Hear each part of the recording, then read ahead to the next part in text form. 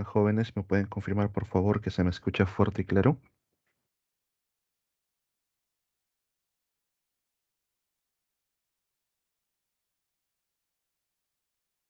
¿Qué tal, chicos? Buenas tardes, ¿cómo están? Bien, buenas tardes con todos. Bueno, estamos ya en la semana 7. La semana pasada nosotros vimos lo que viene a ser el sistema digestivo. Bien, conocimos acerca de los tipos de sistemas digestivos. Buenas tardes, chicos. El sistema digestivo de tipo incompleto, organismos que presentaban un único orificio que actúa como boca y como ano, como también organismos que presentan un sistema digestivo completo. Bien. También nosotros conocimos lo que viene a ser los tipos de digestión, organismos que presentaban digestión intracelular, intraextra y como nosotros la digestión extracelular. Ahora, continuando con el sistema digestivo, tiene que ver con el sistema circulatorio. Los organismos que presentan digestión intracelular e intraextracelular recuerdan que las células al final son las que van a atrapar las partículas de alimento y lo convierten en nutrientes. Entonces, ya las células están aprovechando esos nutrientes, no tienen necesidad de poder repartirlo con el resto del animal. En cambio, los organismos que presentan digestión extracelular, como nosotros, a nivel de los intestinos, el alimento se convirtió en nutrientes, las células intestinales absorben esos nutrientes y ahora es necesario repartirlo con el resto de toda la estructura. Por ello aparece y se desarrolla un sistema circulatorio. Bien, entonces chicos, por aquí. Los animales bien, menores de 1 milímetro de diámetro, bastante delgados, y aquellos que no tienen un sistema digestivo completo, bien, carecen de sistema circulatorio. Directamente los nutrientes ya se reparten a las células a través de difusión, tales como los protozoos, bien, los poríferas, los platelmintos y también el grupo de los cnidarios. En cambio, el resto de organismos, de manera general, los que presentan un sistema bien digestivo completo de los anélidos en adelante, todos ellos van a presentar un sistema circulatorio. Cuando observamos el desarrollo del sistema circulatorio, vamos a notar que en la naturaleza existen dos tipos de sistema circulatorio. Tenemos organismos que presentan un sistema circulatorio abierto.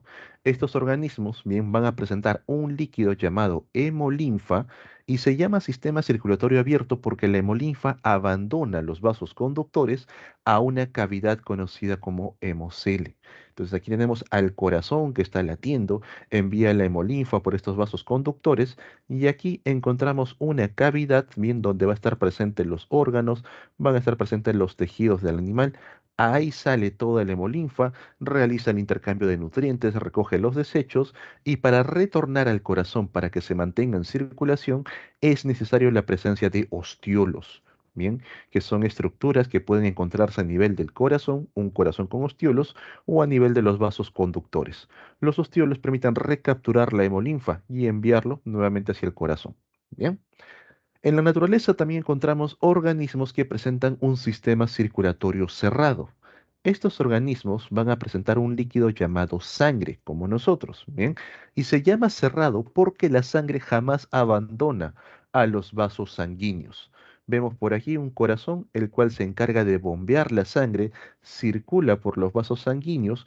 Cuando llega a la parte de los tejidos, a la parte de los órganos, la sangre no sale de los vasos sanguíneos, sino lo único que va a salir es un líquido nutritivo, conocido como líquido intersticial. Se los anoto por aquí. ¿Bien? El líquido intersticial. ¿Bien? Este líquido intersticial es el que va a nutrir a los órganos, lo van a aprovechar, pero el resto de la sangre permanece en circulación dentro de los vasos sanguíneos para que nuevamente regrese al corazón. Bien, entonces esa es la diferencia clave entre un sistema circulatorio abierto y un sistema circulatorio cerrado. No se olviden, abierto, hemolinfa, hemocele, presencia de ostiolos. Cerrado, sangre, vasos sanguíneos.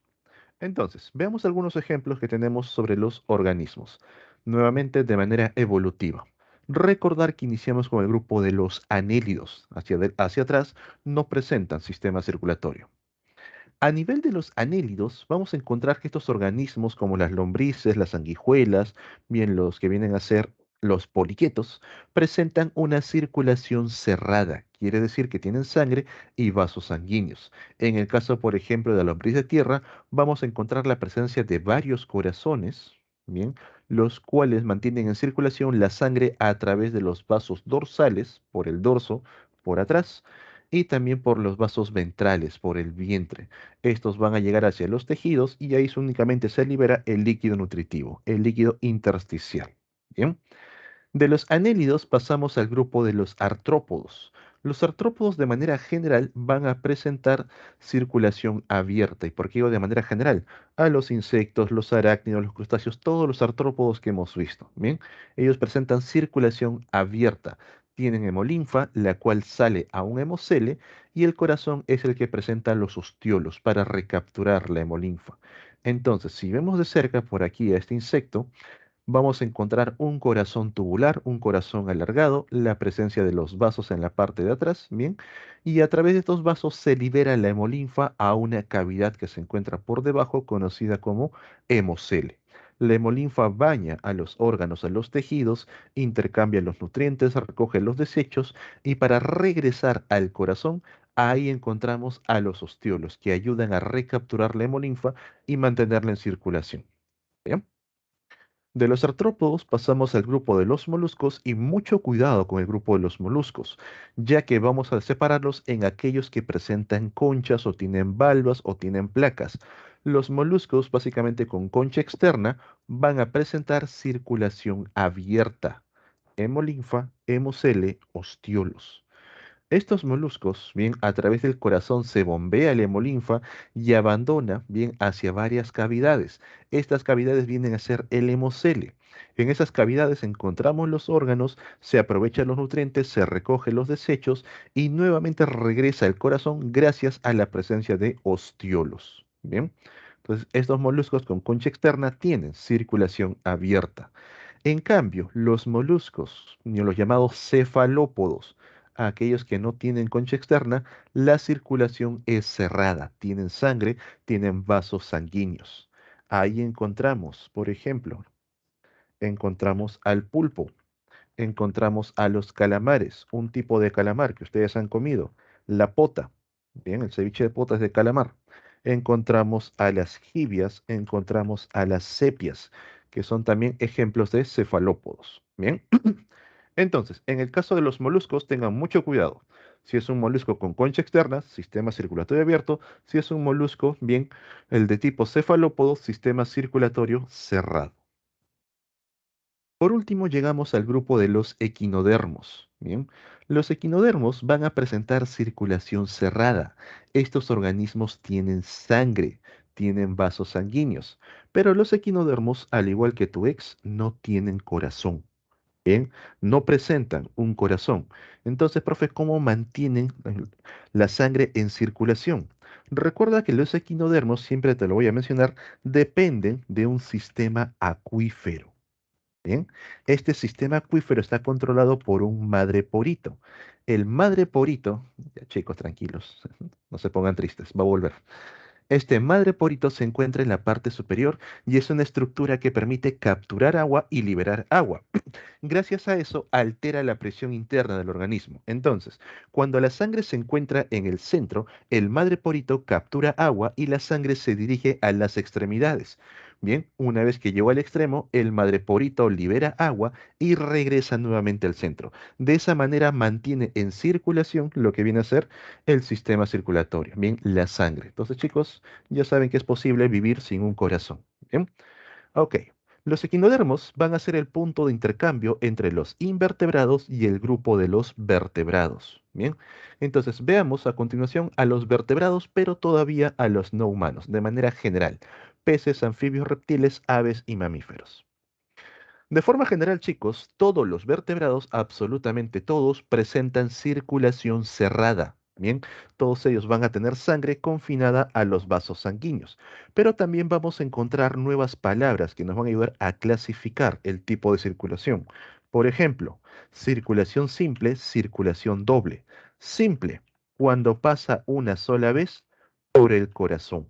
Bien, antes de completar todo el recorrido por el cuerpo, ha pasado una sola vez. Doble, bien, cuando pasa dos veces por el corazón, para recién completar toda una vuelta. También vamos a encontrar circulación de tipo completa. Vamos a hacerlo más pequeño para que entre. Ahí. Circulación completa o completo. Bien. Cuando no hay mezcla de sangres. Profe, ¿qué sangres? La sangre rica en oxígeno y la sangre pobre en oxígeno. Cuando no se mezclan durante la circulación, es una circulación completa. Pero cuando ocurre mezclas, tenemos una circulación incompleta. Hay mezcla de sangres, bien, en los ventrículos, a nivel de los ventrículos. Entonces, chicos, ten mucho cuidado cuando te pidan clasificar el tipo de sistema circulatorio a nivel de los vertebrados. Bien, aparte de ser una circulación cerrada, en todas es cerrada, también puede ser simple o doble, completo o incompleto. Por ejemplo, empezamos con los peces. Bien, vamos a iniciar la circulación a nivel de los órganos. Los órganos, de manera general, van a consumir oxígeno, siempre necesitan oxígeno. Por ello que los órganos van a retornar sangre pobre en oxígeno. El corazón de los peces está formado solo por dos cavidades, una aurícula y un ventrículo. Entonces, la sangre pobre en oxígeno ingresa por la aurícula, pasa al ventrículo y el ventrículo lo envía hacia las branquias. Recordar que a nivel de branquias ocurre el intercambio gaseoso. La sangre se oxigena y ahora una sangre rica en oxígeno regresa a los órganos. Bien. Entonces, chicos, nos damos cuenta que por el corazón únicamente ha pasado sangre pobre en oxígeno. Para completar la vuelta, solamente, bien, ha pasado una sola vez y no hay mezcla de sangres. Por eso que a nivel de los peces, el sistema circulatorio es cerrado, son vertebrados, es simple, pasa una sola vez y es de tipo completo. No hay mezcla de sangres. Luego pasamos al grupo de los anfibios y reptiles.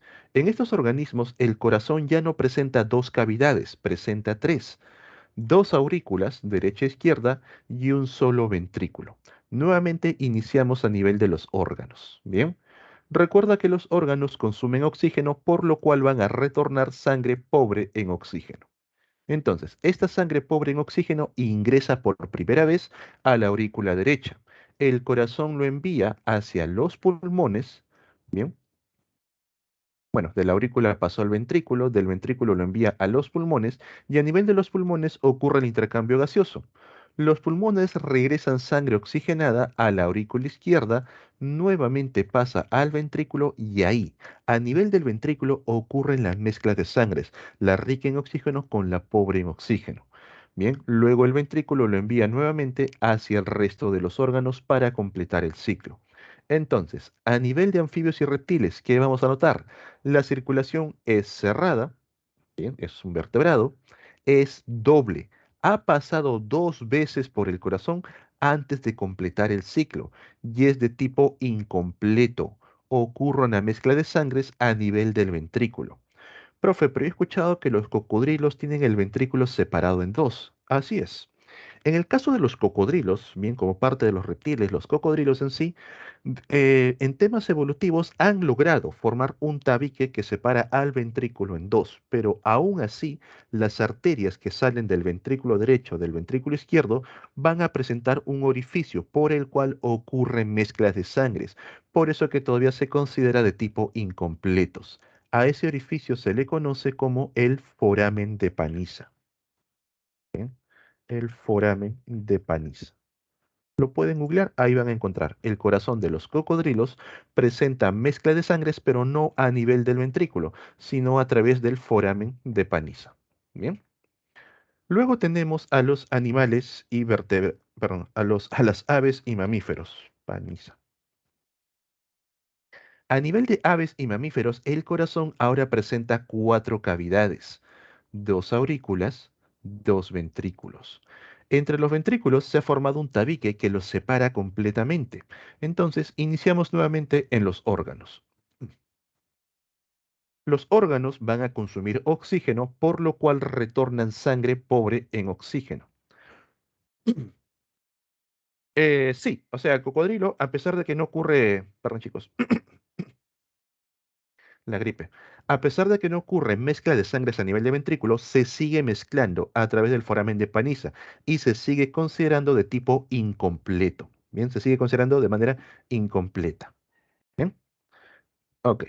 Entonces, en aves y mamíferos, los órganos consumen el oxígeno y regresan sangre pobre en oxígeno. Esta sangre ingresa por primera vez a través de la aurícula derecha, pasa al ventrículo derecho, el ventrículo derecho lo envía hacia los pulmones donde ocurre el intercambio gaseoso. Regresa de los pulmones al corazón, sangre rica en oxígeno. Entra por la aurícula izquierda, pasa al ventrículo izquierdo y el ventrículo izquierdo lo envía al resto del cuerpo, completando de esa manera el ciclo. Nos damos cuenta que la sangre no se mezcla en ningún punto y que ha pasado dos veces por el corazón para completar toda la vuelta. Por eso que en aves y mamíferos la circulación es cerrado, doble y de tipo completo. Bien. Entonces, chicos, en algunos ejemplos, en algunos problemas, no les van a colocar qué tipo de animal es, si es un pez, es un anfibio, es un ave, sino que les van a colocar directo las características que presenta dicho organismo y te van a indicar en las siguientes alternativas, señale a cuál organismo se referencia el texto o cuál de ellos no presenta estas características. Entonces, tú vas a deducir, ¿bien? Circulación cerrada, simple, completa, simple, una sola vez, solamente en los peces. El resto es doble. Doble completa, aves y mamíferos. Doble incompleta, anfibios y reptiles. Bien, entonces chicos, muy atentos con esta parte. Ahora, antes de entrar al tema humano, ¿quedaría alguna duda, alguna consulta hasta aquí? Con la parte de invertebrados y los vertebrados.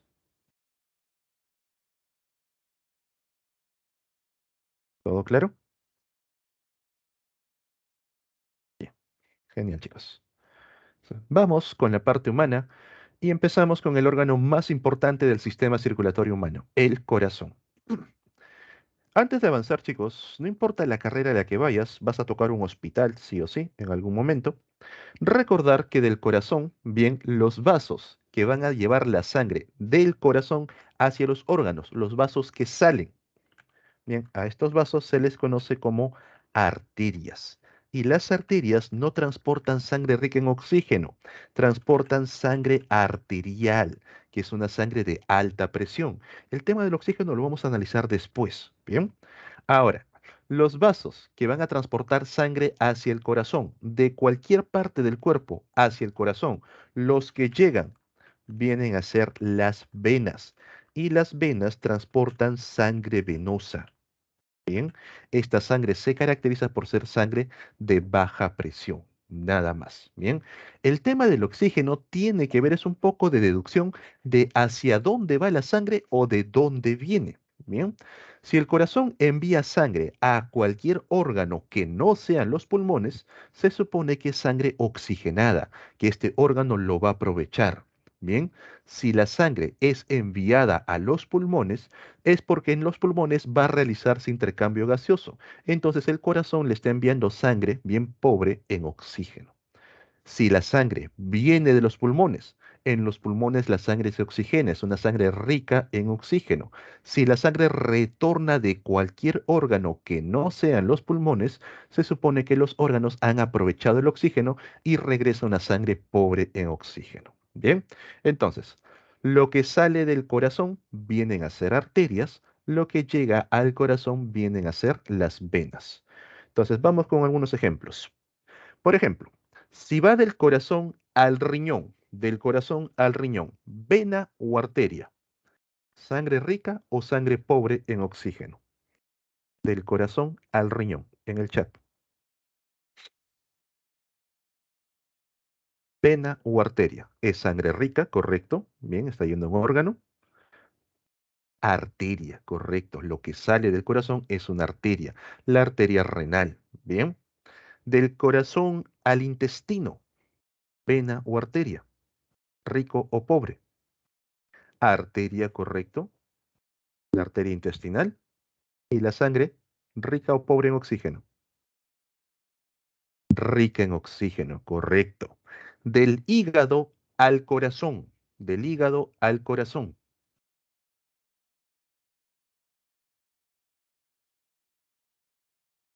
Es una sangre pobre, correcto, el órgano lo aprovecha y es una vena, así es la vena hepática. Bien, los dos últimos, del corazón a los pulmones, del corazón a los pulmones. Pobre, correcto, para que se oxigenen los pulmones, vena o arteria. Vena, no, arteria. Lo que sale del corazón son arterias. Ahí tienes a la arteria pulmonar. Bien, y es pobre en oxígeno porque está yendo a los pulmones. Si va a los pulmones es para oxigenarse. Bien, entonces chicos, con eso ya eviten hacer mucha memoria porque a la hora del examen falla, simplemente es deducir. Para biología ustedes tienen su mejor plagio, tienen todo su cuerpo presente en el examen. Simplemente pensar un poco. Bien, lo último, del cerebro al corazón, del cerebro al corazón. Vena o arteria, rico o pobre. Del cerebro al corazón. Si llega al corazón, ¿qué cosa es? Es una vena, correcto. Y el cerebro como órgano consume oxígeno, va a ser pobre. Bien, lo que llega al corazón son venas. Lo que sale del corazón son arterias. ¿Entiendan eso? Y todo el resto simplemente se acabó. Bien. Ok, chicos, entonces practican un poco eso ya en casa, acerca de los vasos conductores. Ok, Profesor, ahora, dime. disculpe, ¿podría un favor volver a explicar cuándo era rico o pobre en oxígeno? Oye, oye, no hay problema. Entonces, eh, cuando la sangre va a los órganos, cualquier órgano que no sean los pulmones, los órganos necesitan oxígeno. Esa sangre siempre va a ser rica en oxígeno. Del corazón al riñón, del corazón al hígado, del corazón al cerebro, del corazón a las gónadas. Bien, cuando va a llegar a la sangre a un órgano, es una sangre rica en oxígeno, a excepción de los pulmones. Bien. Pero cuando regresa de estos órganos, bien recuerda que ellos consumen oxígeno, regresa a través de una vena, una sangre pobre. ¿Qué ocurre con los pulmones? ¿Qué hay a nivel de pulmones? Intercambio gaseoso. Entonces, si a nivel de pulmones va a haber intercambio gaseoso, el corazón, ¿qué sangre le envía? Sangre pobre en oxígeno, para que en los pulmones se oxigene y de los pulmones al corazón regrese sangre oxigenada. Bien, simplemente entender la función. Por eso, chicos, en estas gráficas siempre se ha separado de los órganos las estructuras que permiten oxigenar. Ahí. Y si se dan cuenta, a estas estructuras, branquias y pulmones, siempre llega sangre pobre en oxígeno, la sangre azul. Y luego regresa sangre rica en oxígeno al corazón o al resto de los órganos. Bien, entonces, nada más es eso. ¿Queda claro? ¿Todo bien? Sí, profesor, gracias. Ok. Bien, vamos ahora con la anatomía de un corazón. Bien, el corazón que tienes en pantalla viene a ser el de una persona que está mirando cara a cara hacia ti. Por eso que tenemos la parte derecha hacia nuestra izquierda y la parte izquierda hacia nuestra derecha. Bien, vamos a notar que el corazón presenta cuatro cavidades, las dos aurículas, están por aquí, y los dos ventrículos. Bien, estas cavidades entre aurículas y ventrículos hay una serie de válvulas.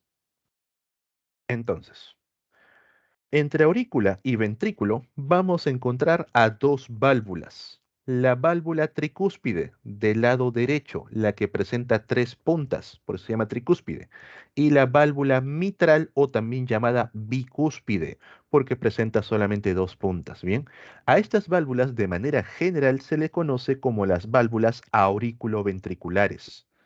Bien, válvulas auriculoventriculares, porque se encuentran entre ellos. Ahí. Ahora, de los ventrículos, para que la sangre salga del corazón por la arteria pulmonar, por la arteria aorta, vamos a encontrar otras dos válvulas. Hacia los pulmones, válvula pulmonar. Hacia la aorta, válvula aórtica. A estas válvulas también se les conoce en conjunto como las válvulas sigmoideas o semilunares.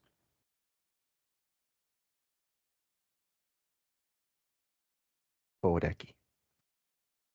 Ok. Ahora, Recordar también que el corazón viene a estar formado por tejido muscular, bien tejido muscular de tipo estriado cardíaco, y ese tejido muscular abunda en todas las paredes del corazón. A nivel de las aurículas, vamos a notar que la pared muscular, que está representado de este color, bueno, medio naranjita, bien, es una pared muscular delgada. A nivel de los ventrículos, la pared muscular es más gruesa, bien, ¿y eso por qué? Porque las aurículas únicamente tienen que enviar sangre a los ventrículos mientras que los ventrículos tienen que enviar sangre al resto del cuerpo. Este corazón está muy bonito dibujado, pero anatómicamente no es correcto, ya que el ventrículo izquierdo, la pared muscular, es más gruesa. Profe, ¿y eso por qué? Porque el ventrículo izquierdo lleva sangre más lejos. Bien, fíjate. El ventrículo derecho envía la sangre por la arteria pulmonar a los pulmones.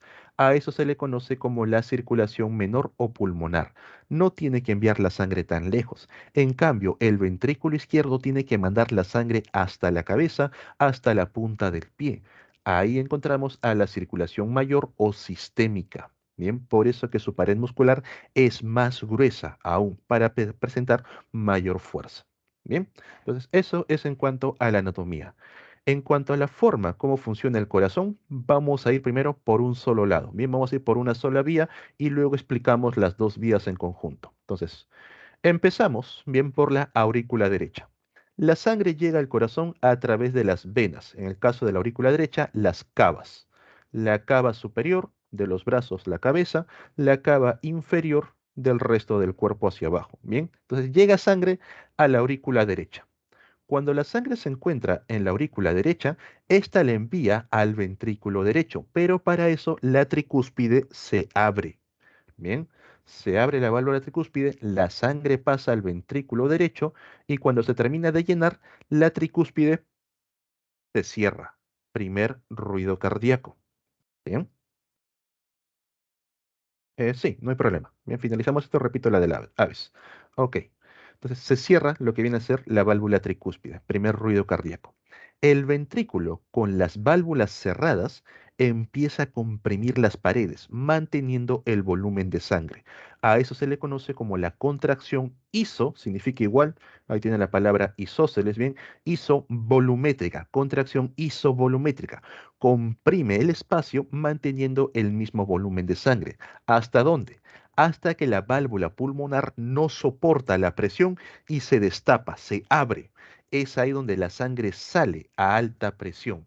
La sangre termina de salir, la válvula pulmonar se cierra. Segundo ruido cardíaco. Bien, la sangre sale hacia los pulmones, se oxigena completamente y regresa al corazón, pero ahora por la parte izquierda. Viene a través de las venas pulmonares. Bien.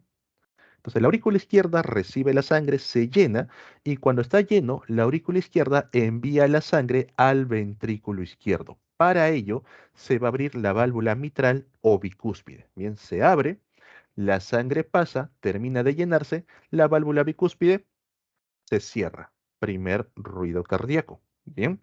El ventrículo izquierdo con todas las válvulas cerradas se comprime, se da la contracción isovolumétrica, aumenta la presión al máximo hasta que la válvula aórtica no lo soporta y se abre. Bien. Ahí la sangre sale a alta presión por la aorta hacia el resto del cuerpo. Termina de salir, la válvula aórtica se cierra, segundo ruido cardíaco. Bien, de esa manera se completa un ciclo cardíaco en tu corazón. Ahora, veámoslos cómo se da de manera real. Bien, aquí lo he indicado en un solo sentido, para que veas los pasos. Pero realmente, ¿cómo ocurre en el corazón? Número uno, las dos aurículas se llenan, llenado auricular. Bien, va a haber sangre en las dos. Una vez que las aurículas están llenas, las válvulas aurículo-ventriculares, tricúspide y bicúspide, las dos se abren. La sangre pasa de las aurículas a los ventrículos. Bien, cuando llega la sangre a los ventrículos, las válvulas aurículo-ventriculares se cierran. Primer ruido cardíaco causado por el cierre de las válvulas aurículo-ventriculares. Con toda la sangre en los ventrículos, bien, las paredes empiezan a comprimirse, contracción isovolumétrica, manteniendo el volumen de sangre. hasta que las válvulas sigmoideas o semilunares no lo soportan. Bien, llega al punto máximo de la presión y las dos sigmoideas se abren.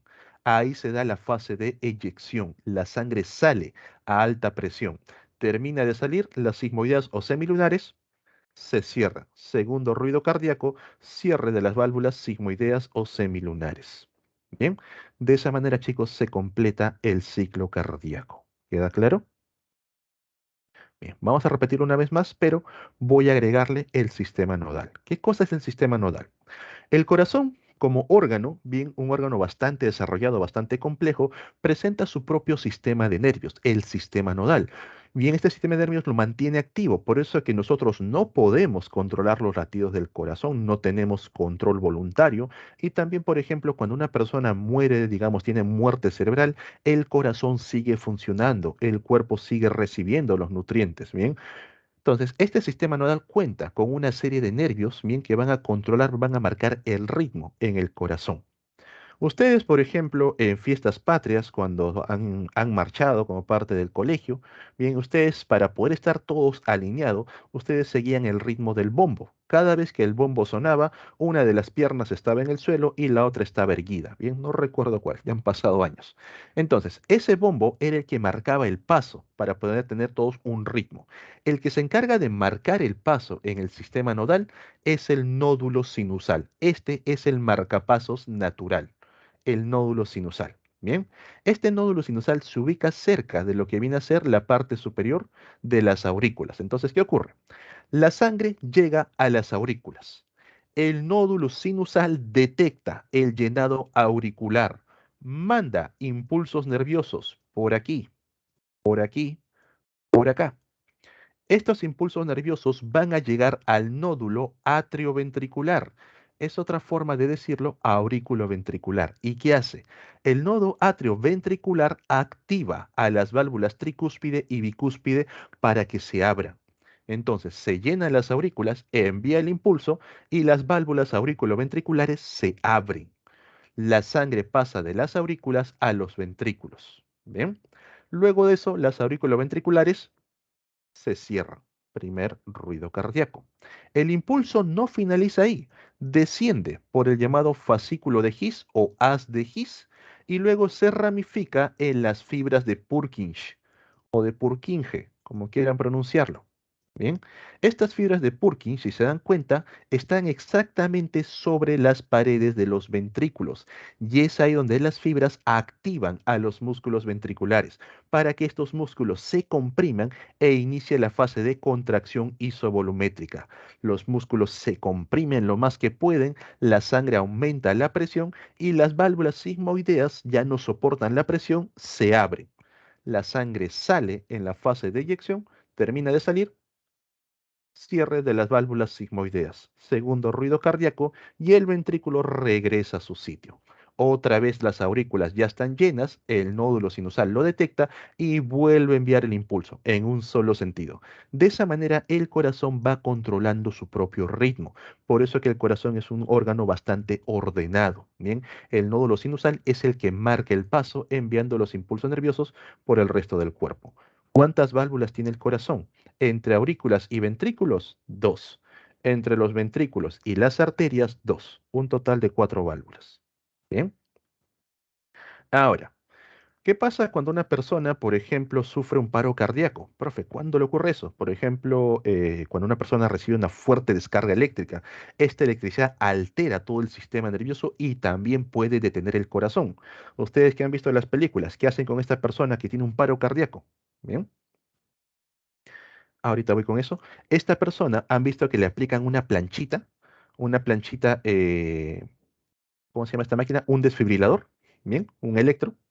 ¿Qué hacen en la planchita? Profe, van y lo rostizan para activar el sistema nodal. No. Lo que hace estas planchitas, si alguno de ustedes va a ser médico o tiene a disposición estas planchitas y un amigo con paro cardíaco, uno se coloca cerca del nódulo sinusal, por aquí, y otro se conecta muy cerca de la parte ventricular. No se les ocurra colocarlo pecho a pecho, bien hacia cada pectoral, porque lo único que van a hacer es quemar a la persona, ¿bien? Entonces, ¿por qué lo colocan entre ambos lados? Al momento que se separa, bueno, se dispara una carga eléctrica, vas a generar un campo eléctrico. Y pregunta básica de física, ¿qué cosa no hay dentro de un campo eléctrico?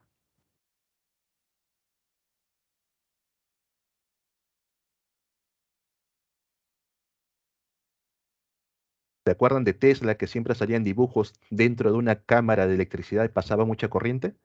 Dentro de un campo eléctrico no hay electricidad, no hay corriente. Entonces, ¿qué hace el desfibrilador? Anula todas las cargas eléctricas a nivel del corazón para que el nódulo sinusal pueda mandar su propia carga, para que él pueda reiniciar al corazón. La electricidad no es la que reinicia el corazón. No le van a estar aplicando voltaje a su amigo con tal de que reviva. Tienen que generar un campo eléctrico para eliminar toda la carga dentro, bien, de ese campo. Por eso que aplican 200 volt, luego lo suben a 400, luego a 600, para ir ampliando el campo eléctrico hasta que el corazón se reinicia por sí solo. En el caso de que una persona ya presente una falla mucho más grande a nivel del marcapasos natural, esta persona tenga que ser operada, se le va a colocar un marcapasos artificial, bien que es una pequeña máquina que se le incrusta. Esta máquina, si se dan cuenta, está conectada con los tres puntos a nivel de las válvulas auriculoventriculares, bicúspide y tricúspide, y también con lo que viene a ser los músculos del ventrículo, para que este marcapasos artificial envíe las señales que las válvulas se abran, luego se cierran, y para que el ventrículo también se comprima por sí mismo. Bien, nada más. ¿Ok? Bien, chicos, entonces vamos respondiendo a las preguntas. Me preguntaba sobre lo que viene a ser las válvulas de Eustaquio y de Tevesio. Estos son remanentes en cuanto a la formación del corazón. Bien, si ustedes buscan embriología del corazón, van a ver cómo el corazón empieza de manera alargada, como si fuera el de los peces, luego se dobla por sí mismo y ahí recién, perdón, empiezan a aparecer las válvulas. Bien, esos a nivel de admisión no les van a consultar, pero quizás si vas para medicina lo vas a ver en las clases de anatomía, la formación del corazón. Esas válvulas quedan como remanentes de la parte embrionaria.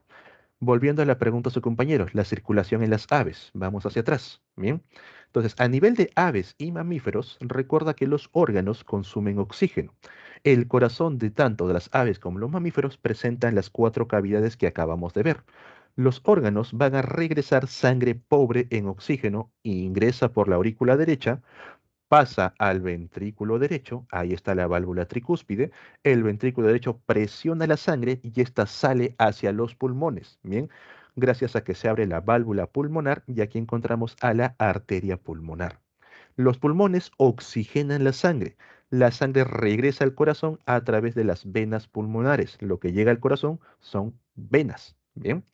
Entra por la aurícula izquierda, de la aurícula izquierda pasa al ventrículo izquierdo. Aquí ubicamos a la válvula bicúspide. Bien, el ventrículo izquierdo se comprime sobre sí mismo y la sangre sale hacia el resto del cuerpo a través de la arteria aorta.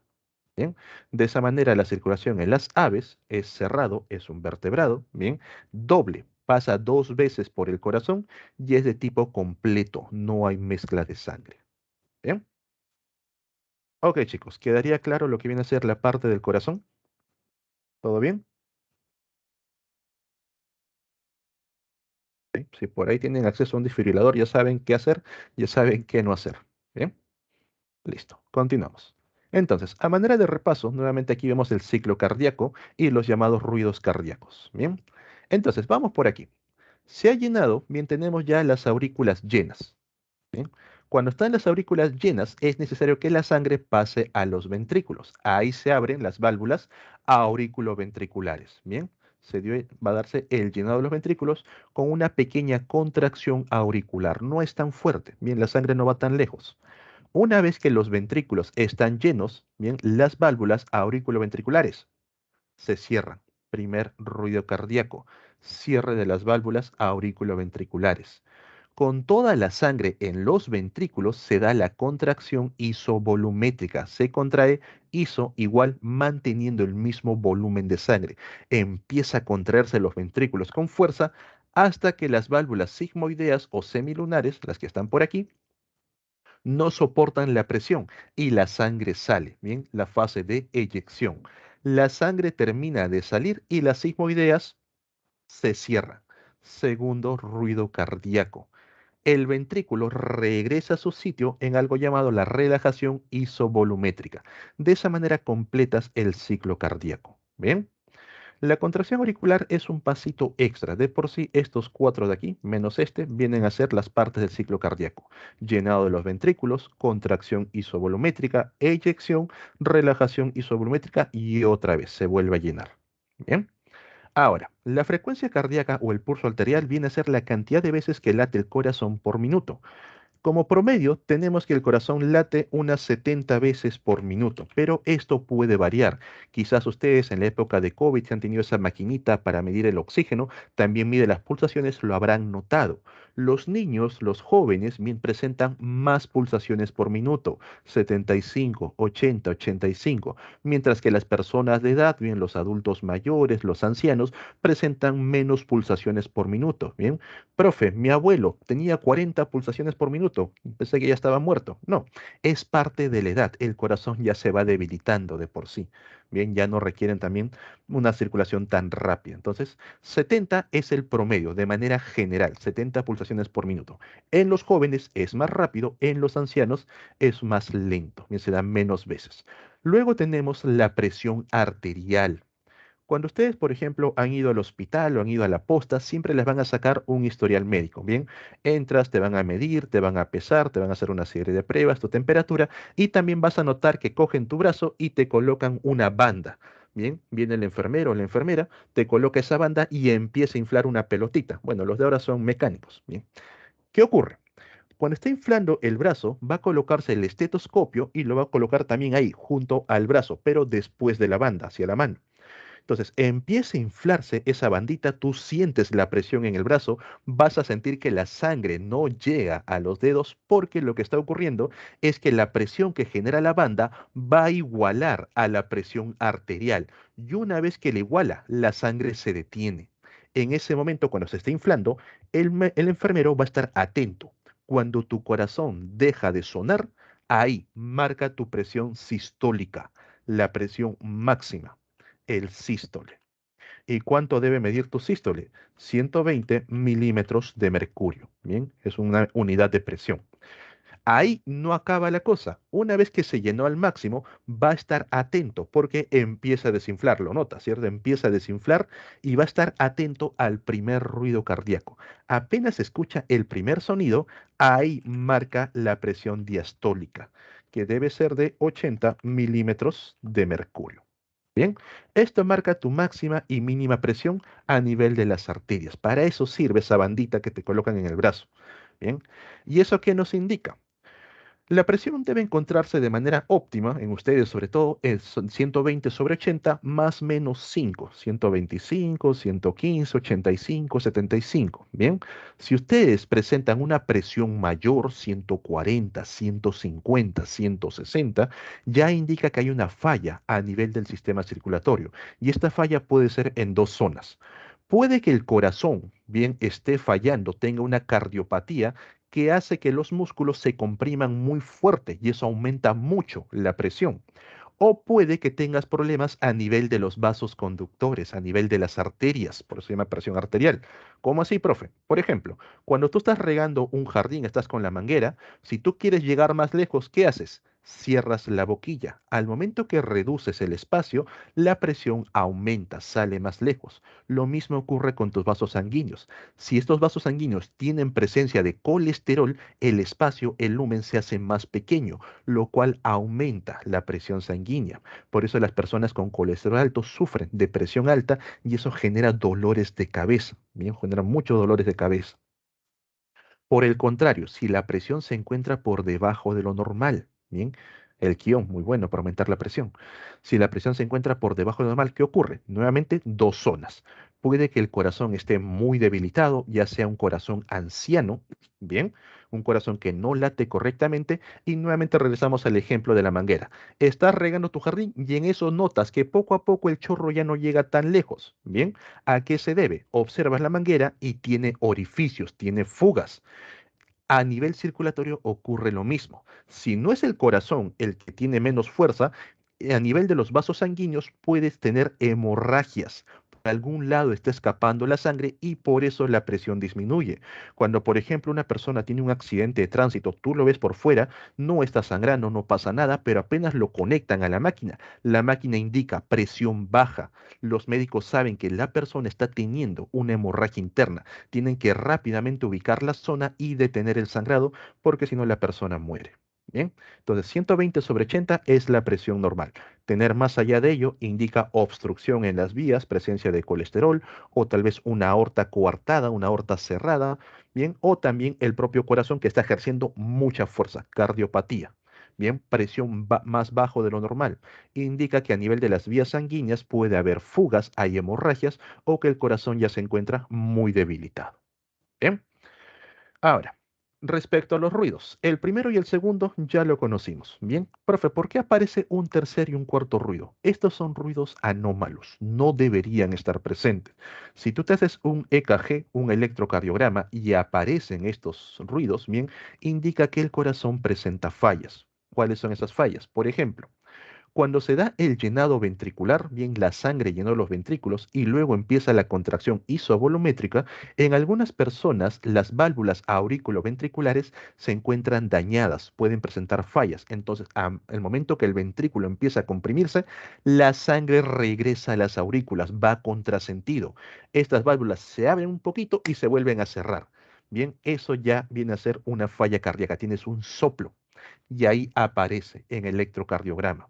También, por ejemplo, cuando ustedes han estado soplando un tubo, han estado soplando con fuerzas y alguien tapó el otro orificio, ustedes han visto cómo el aire regresa hacia sus cachetes y los infla. Bien. Lo mismo puede ocurrir con el corazón, pero a nivel de los líquidos. Y con los líquidos es peor porque los líquidos no se comprimen. Cuando el agua sale a presión y bloquea en la llave, eso genera un golpe llamado golpe de ariete. Al profesor de física lo pueden molestar para que les explique. Bien, el golpe de ariete puede destruir tuberías y en este caso puede malograr al corazón. ¿Qué ocurre? El ventrículo se comprime con fuerza y se da la fase de eyección. La sangre sale con fuerza a las arterias, pero justo las arterias se encuentran obstruidas por colesterol, por modificaciones. Entonces la sangre golpea y regresa bien al corazón. Esto puede generar daño cardíaco. Ahí las válvulas sigmoideas que se cerraron se vuelven a abrir un poquito y se vuelven a cerrar. Aparece un pequeño ruido, bien, que no debería estar presente. Entonces ahí tienen al tercer ruido, al cuarto ruido. Ya son fallas a nivel del corazón. El soplo se da cuando el corazón, cuando la sangre bien va contrasentido, retorna. Si la sangre logra detenerse, se da un proceso de trombosis. Cuando, por ejemplo, pequeñas partículas de colesterol se desprenden de las paredes arteriales, circulan y llegan a un punto que se atoran. Ahí detuvieron la circulación, con lo cual se genera una trombosis. El soplo es a nivel del corazón, cuando la sangre va contrasentido. ¿Bien? Cuando no se da una circulación correcta. ¿Y a qué se debe?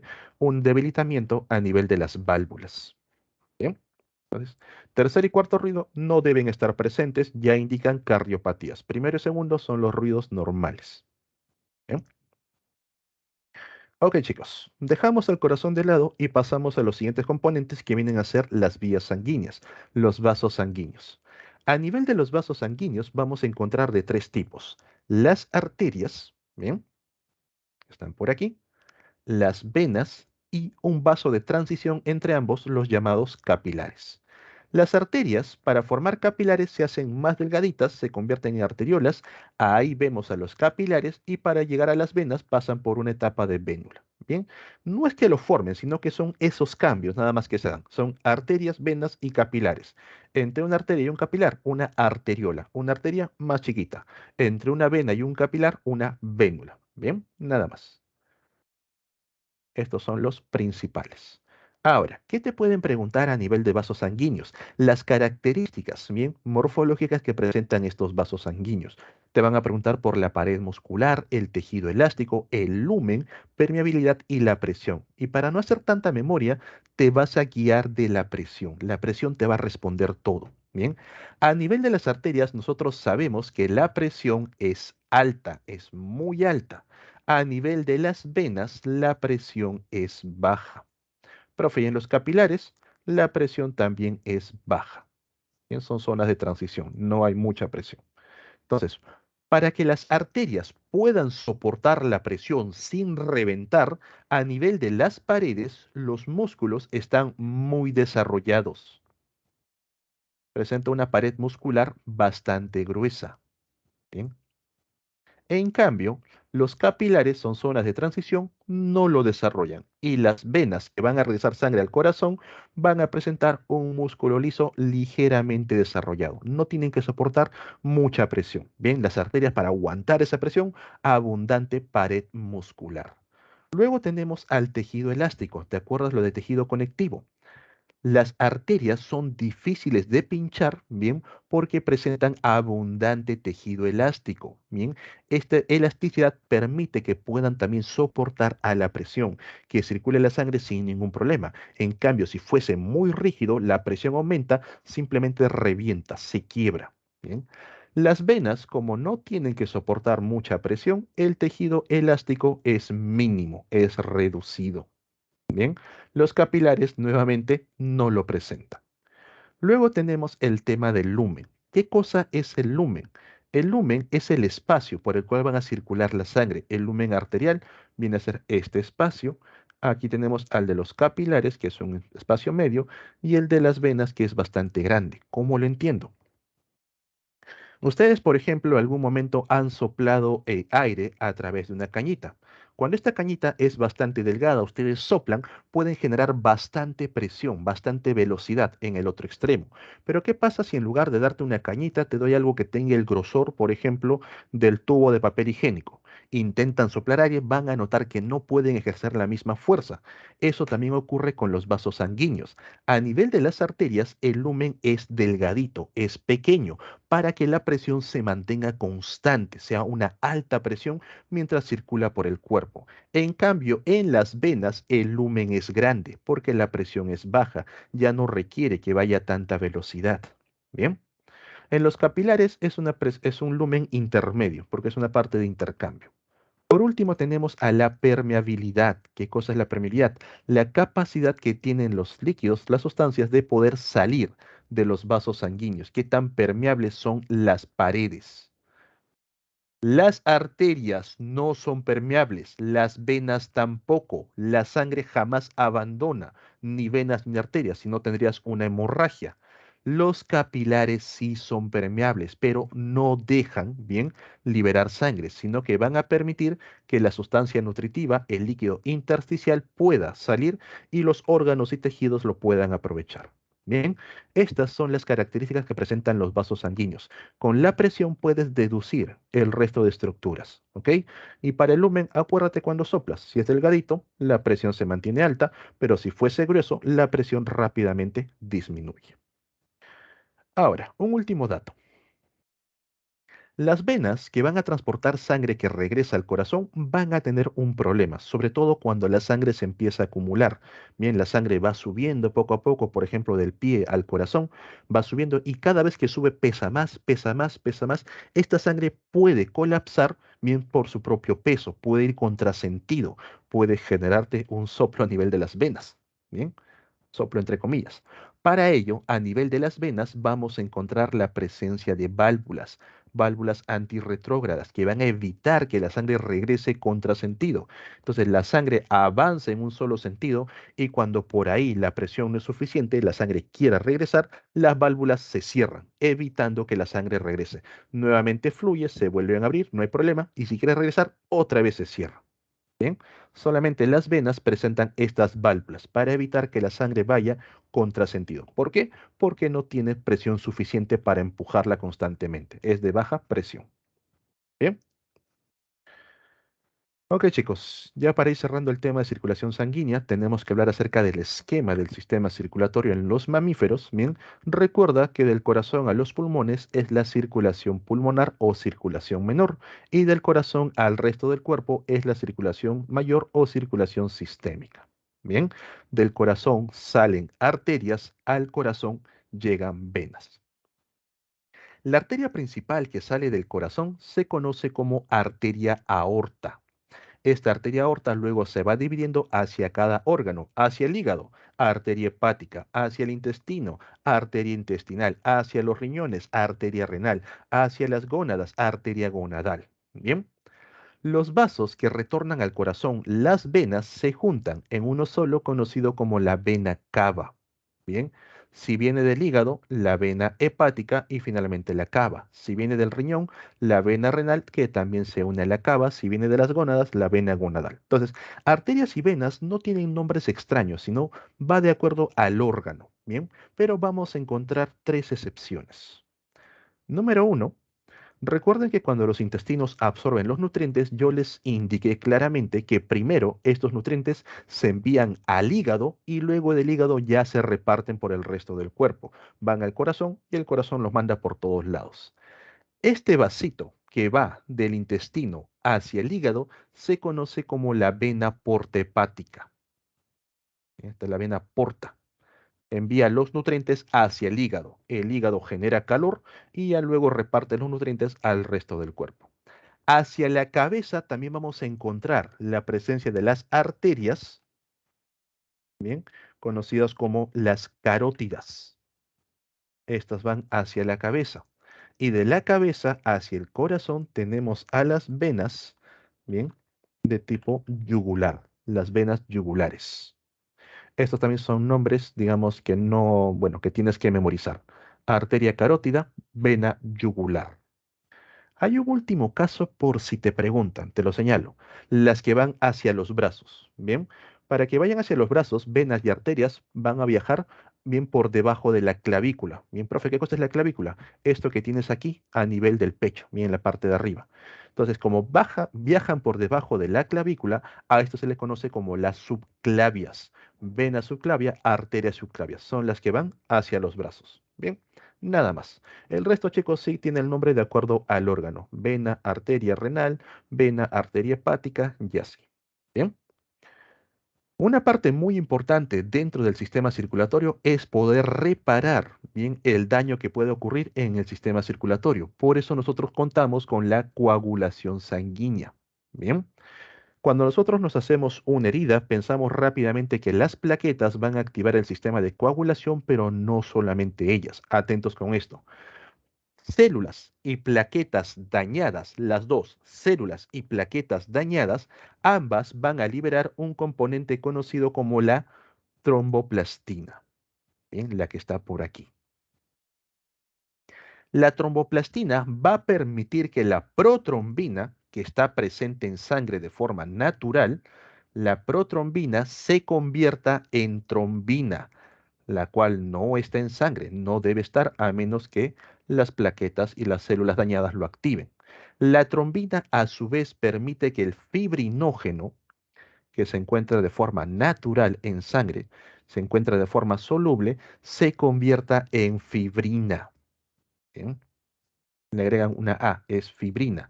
¿Y qué cosa es la fibrina? La fibrina viene a ser la forma insoluble. Forma una serie de, como si fuesen unas líneas, unas redes, ¿bien? Y en estas redes va a empezar a atrapar a células del tejido sanguíneo, principalmente a glóbulos rojos. También va a haber la presencia de linfocitos y otras células, pero los glóbulos rojos son los más abundantes. Con esto atrapa y forma un coágulo, tapando, sellando la herida y de esa manera la persona no pierde sangre mientras la herida se va reparando. A esto en conjunto se le conoce como la cascada de coagulación.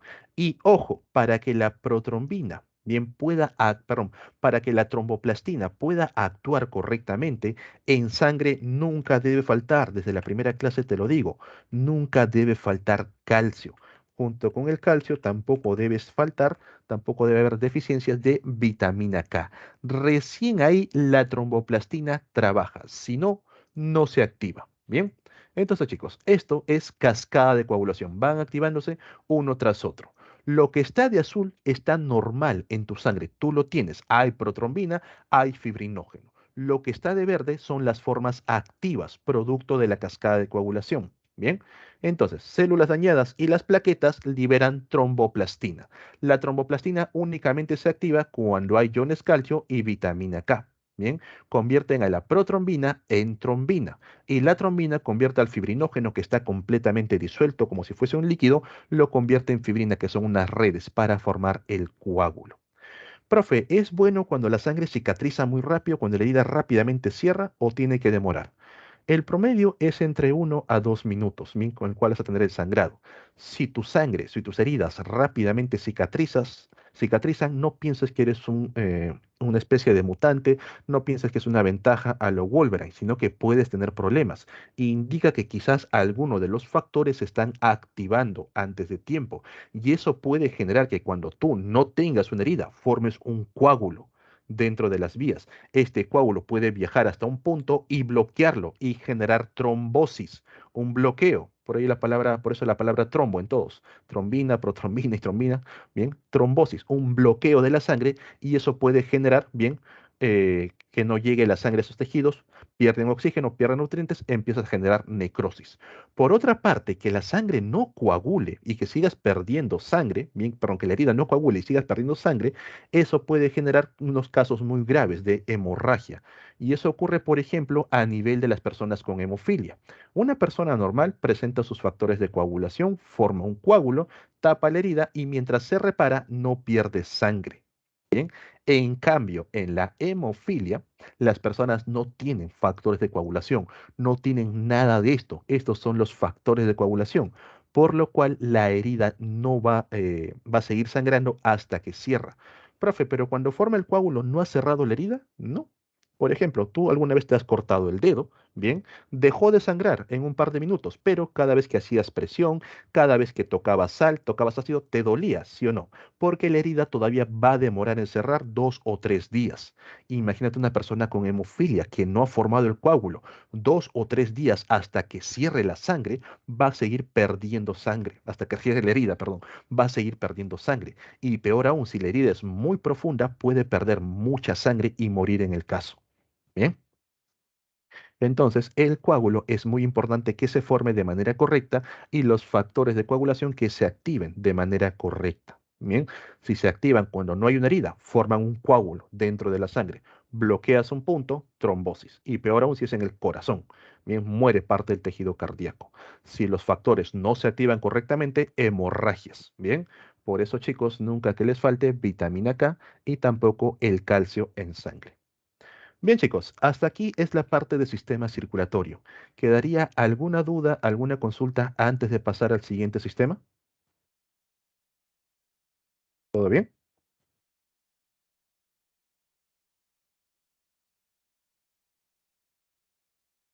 Sí, la porta hepática es la que permite trasladar los nutrientes del intestino primero al hígado y del hígado ya se dirige al corazón. Bien, la carótida, correcto, va por el cuello, al igual que la yugular. Bien, la subclavia, con I, subclavia, bien, la subclavia es la que viaja por debajo de la clavícula hacia los brazos. Bien, vena subclavia, arteria subclavia. Bien, así. Clavia. Bien, ¿se acuerdan de la clavícula? Y la clavícula es muy importante para que ustedes puedan diferenciar una rata de un cuy. Ya se los comento en otra clase. Bien, que no les engañen. Ok, pasamos al sistema linfático. Bien, un sistema que no muchos no conocen y tampoco saben de acerca de su importancia. El sistema linfático como tal es muy importante porque dentro de sus componentes encontramos a la linfa, a los vasos linfáticos y a los ganglios linfáticos. Profe, ¿para qué sirve? Cuando te mencioné sobre el sistema digestivo, cuando vimos la parte intestinal, bien, los tejidos epiteliales del intestino absorben los nutrientes, estos no lo envían directo a circulación. ¿Por qué? Porque nosotros en los alimentos consumimos bacterias, consumimos virus, protozoos, y si comiste en la tía veneno, también consumiste el mintos, huevos del mintos. Todos ellos pueden ser absorbidos a nivel intestinal, pueden atravesar las paredes intestinales, no deben llegar junto con los nutrientes al sistema circulatorio porque si no tendrías una infección en todo el cuerpo. Entonces, primero van a pasar por el sistema linfático. Es una especie de aduana. Cuando ustedes quieren entrar o salir del país, pasan por aduanas, pasan por revisión o, por ejemplo, se han visto los programas de alerta aeropuerto. Te van a revisar todo para que lo que llegue o lo que esté saliendo, bien sea todo de manera adecuada. Entonces, el sistema linfático se encarga de revisar esa sustancia nutritiva que proviene de los intestinos, conocido como el quilo intestinal. Absorbe y transporta el quilo intestinal. También, el líquido intersticial, cuando sale de los capilares, los órganos lo aprovechan, a veces queda un residuo. El sistema linfático va a recoger ese líquido intersticial para regresarlo al sistema circulatorio, pero por supuesto le da su revisión, ya que dicho órgano puede estar infectado y ahora este líquido se encuentra contaminado. Entonces el sistema linfático lo revisa correctamente, está todo ok, nuevamente a circulación. Profe, ¿cómo es que el sistema linfático nos puede defender? ¿Tiene algo que ver con el sistema inmune? Sí, es parte en sí del sistema inmune, ya que a nivel del sistema linfático, en los ganglios, que son unas pelotitas, se da la maduración de los linfocitos. Bien, entonces, ¿qué dice por aquí? El líquido intersticial que se acumula fuera de los capilares es recuperado hacia el torrente sanguíneo por el sistema linfático. Correcto, ese líquido viene a formar la linfa. Bien. Entonces, a nivel del sistema linfático vamos a encontrar los ganglios repartidos por todo el cuerpo, pero principalmente en tres zonas: en el cuello, en las axilas y la entrepierna, los llamados ganglios inguinales, en la ingle. ¿Bien? Cuando tú has ido al médico, producto de una infección, te estás con fiebre, profe, toda la semana no me pasa, el médico te hace un chequeo general, aparte de tomarte la temperatura, ver cómo estás, bajarte la lengua para revisar las amígdalas, vas a notar que los médicos palpan el cuello, te tocan el cuello, te tocan las axilas. ¿Por qué? ¿Qué están tocando? Los ganglios linfáticos. Estos ganglios linfáticos, de acuerdo a qué tan inflamados están, van a dar una idea de qué tan fuerte es la infección. Mientras más inflamados, más fuerte es el proceso infeccioso. Bien, ¿cómo se llama esa enfermedad que casi arrasa con toda Europa? Mató a los 2/3 de la población, cambiando completamente la sociedad. ¿Cómo se llama dicha enfermedad, chicos? La peste negra, también llamada la peste bubónica. COVID, no, eso casi mata a todos. Bien, peste negra, peste bubónica. ¿Por qué se llama así? La peste negra, Yersinia pestis, bien, ataca directamente los ganglios linfáticos. Estos rápidamente se inflaman formando bubos. Bubos en el cuello, bubos en las axilas, bubos en la entrepierna. Por eso el término de peste bubónica. ¿Y por qué peste negra? Al momento que se abrían estos bubos salía una masa negra maloliente de todos los residuos bacterianos. De ahí el término de peste negra o peste bubónica. Bien, a nivel de los ganglios. Profe, ¿por qué tienen que atacar a los ganglios? Porque los ganglios son centros de maduración de los linfocitos. Ahí vamos a encontrar las principales defensas. Entonces, vean por aquí. De forma general, cuando se da el intercambio de nutrientes, bien, a nivel de lo que viene a ser los capilares, sale el líquido intersticial. Los tejidos, los órganos lo aprovechan y el líquido restante, el sistema linfático que está de verde, lo captura. Lo revisa a nivel de los ganglios y lo regresa al sistema circulatorio. Bien, hay ganglios por todo el cuerpo, pero tres zonas principales: cuello, axilas, entrepierna. ¿Qué ocurre dentro de un ganglio? Los ganglios van a tener vías aferentes, vías que llegan, bien, por aquí está la vía aferente, por aquí también hay otra vía aferente, y presentan vías eferentes, las que salen, linfático eferente. Entonces, llega a antígenos. Profe, ¿qué son los antígenos? Pedazos de bacteria, de virus, de lo que nos esté atacando. ¿Quién lo trae? Los dendrocitos, los macrófagos, bien, también conocidos como los APC, bien, células presentadoras de antígenos. Traen estos antígenos. Esta cosa nos está atacando, nos está infectando. ¿Por qué lo traen a lo que viene a ser a los ganglios? Porque en los ganglios, a nivel de la corteza, encontramos a los linfocitos B. Le muestran el antígeno a un linfocito B, este rápidamente produce anticuerpos y sale por una vía eferente. Se lo muestran a un linfocito T que está en la paracorteza. El T rápidamente se activa, se multiplica y también sale por la vía eferente directo a la zona de infección. Entonces, por aquí notamos, salen los linfocitos, salen los macrófagos. Bien, debido a esta actividad que ocurre a nivel de los ganglios, se empiezan a inflamar. Los linfocitos B se multiplican, aumentan en número para ser más eficientes, los linfocitos T también. Y una vez que están preparados, salen en grupo a la zona de infección. Bien, del sistema linfático pueden pasar al sistema circulatorio para llegar mucho más rápido. Por eso que los ganglios se inflaman. Cuando ustedes tengan alguna infección, profe, tengo fiebre, será algo grave, no sé, tócate el cuello, tócate las axilas, vas a sentir bolitas, bien aparte de la grasa, y ahí vas a reconocer a tus ganglios, qué tan duritos, qué tan inflamados, te da una idea de qué tan fuerte es la infección en tu cuerpo. Bien, y nada más es esto, chicos, sobre el sistema linfático. El resto de la parte de defensa lo vamos a revisar en sistema inmune. Bien. Sí, hay enfermedades que son directas a los ganglios y vas a sentir cómo te duele incluso tragar saliva. Están muy inflamados, bien bastante hinchados. Y pues esa también es una prueba general para el COVID. Los ganglios de la garganta se inflaman y se siente. Ven con un par de pelotitas. Y son varios, así que no piense que es uno solo. ¿Todo claro respecto al sistema linfático? ¿Alguna duda, consulta? Bien, ahora ya saben por qué. Bien, ok. Antes de pasar al siguiente sistema, también tenemos que hablar sobre las plantas. A nivel de las plantas también hay un transporte, no de sangre, sino de la llamada savia. Bien, recuerden que las plantas van a presentar la savia bruta, la que permite transportarse a través del xilema, y la savia elaborada, que se transporta a través del floema. Recordando un poco lo que vimos en la clase de tejidos. La savia bruta, bien, está formada básicamente por agua más la presencia de iones, bien, o también llamados sales minerales. Mientras que la savia elaborada está formada también por agua, tanto xilema como floema transportan agua, pregunta de verdadero y falso, pero también presenta los llamados nutrientes, bien. Entonces, uno tiene agua más iones y el otro agua más nutrientes. Ambos transportan agua. Y el agua, profe, ¿cómo es que llega a las plantas? Se debe a la acción del xilema, que lo vamos a ver en la siguiente diapo, pero aquí de forma general, a través de las raíces. El agua entra constantemente por las raíces para llegar al xilema. ¿Bien?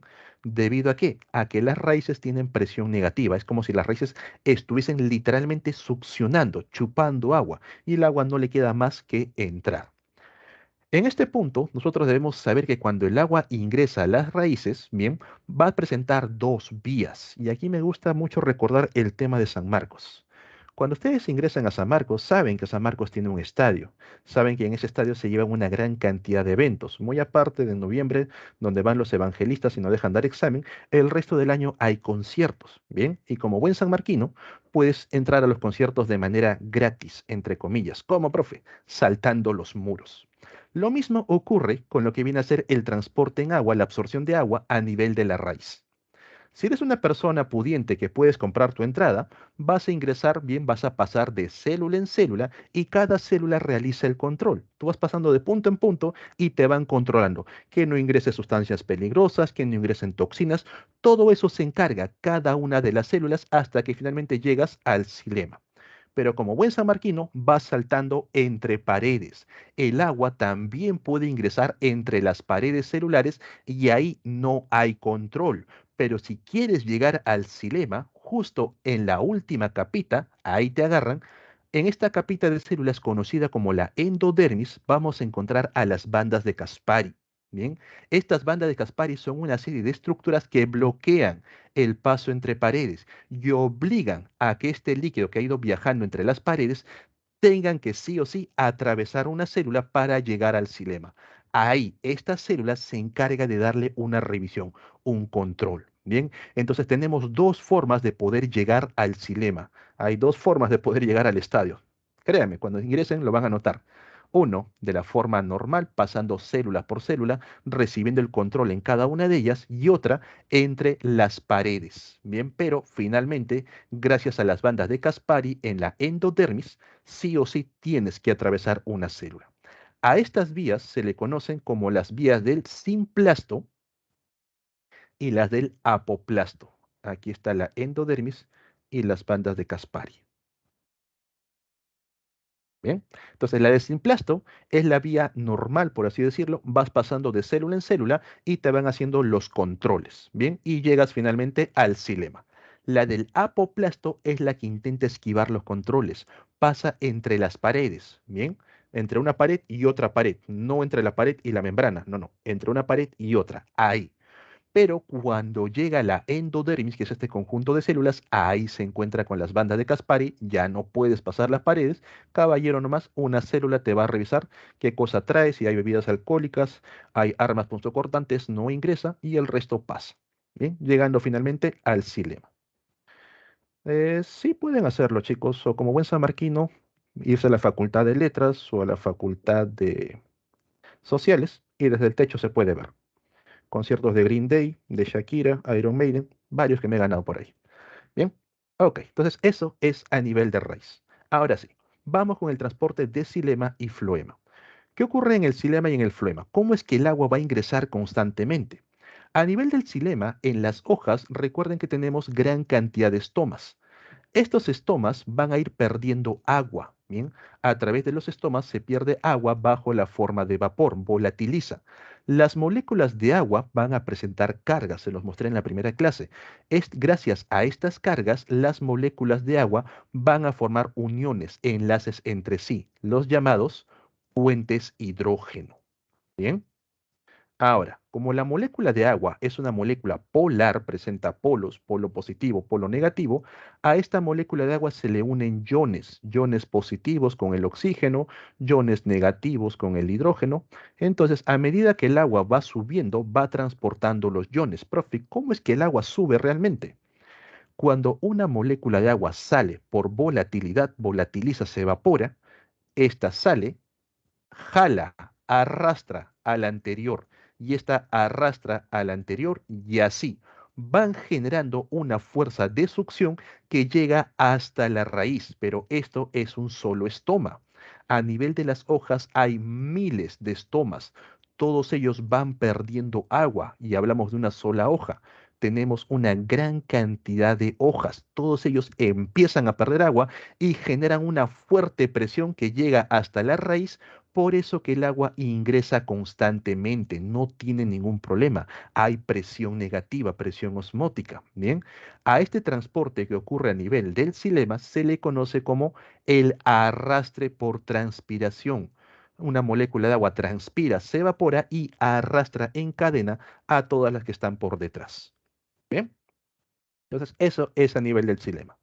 El agua junto con los iones llegan a nivel de las hojas, donde ocurre el proceso fotosintético y se empiezan a formar nuevas moléculas. Bien, moléculas nutrientes, principalmente los azúcares. Ya lo vimos en clase de fotosíntesis. Bien, entonces trabajemos con los azúcares. Profe, ¿cómo es que luego se transporta la savia bruta? Bien, profe, por la gravedad. Las hojas están arriba y el árbol está debajo. Simplemente fluye.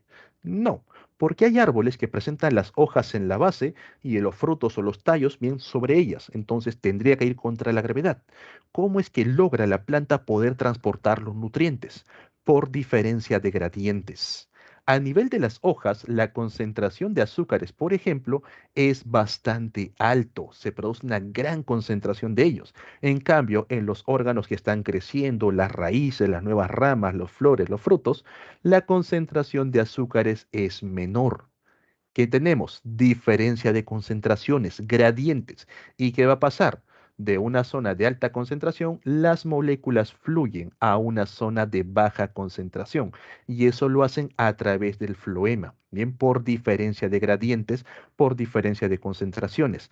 A eso se le conoce como el transporte por flujo de masas o la teoría del flujo de masas.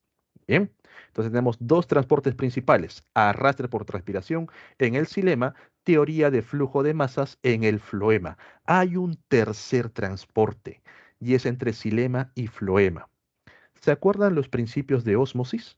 Si nosotros tenemos una zona que presenta pocos solutos, pocas sales, pocos iones, y otra zona que presenta abundantes sales, abundantes iones, ¿el agua hacia dónde fluye? ¿A dónde hay menos o a dónde hay más? Profe, no me acuerdo. Acuérdate cuando consumías canchita, correcto, abundante, bien. Cuando comías canchita, la boca se te llenaba de sales y tus labios se resecan, porque el agua siempre fluye a donde hay más solutos disueltos, más sales, más iones, siempre van a ir hacia allá, bien, siempre van hacia donde hay más, acuérdate eso, bien. Lo mismo ocurre entre xilema y floema, ambos vasos transportan agua, pero observa aquí, a nivel de las hojas, bien, en esta parte vamos a encontrar gran cantidad de solutos disueltos, mientras que en el xilema encontramos unos pocos iones. Por eso que el agua fluye del xilema al floema en este sentido. Pero en los órganos que no son las hojas, órganos no fotosintéticos, la raíz, por ejemplo, las células de la raíz están aprovechando estos azúcares, los compuestos, con lo cual va a quedar agua pura. Bien, en cambio al otro lado hay sales, hay solutos disueltos. Por eso que el agua ahora regresa del floema al xilema. Bien, va a haber un transporte por ósmosis entre xilema y floema. Entre ambos también intercambian agua. Ese es el tercer transporte que ocurre a nivel de las plantas. Bien, que quede claro, chicos, por si acaso en verdadero y falso, sobre todo, te pueden agarrar con eso.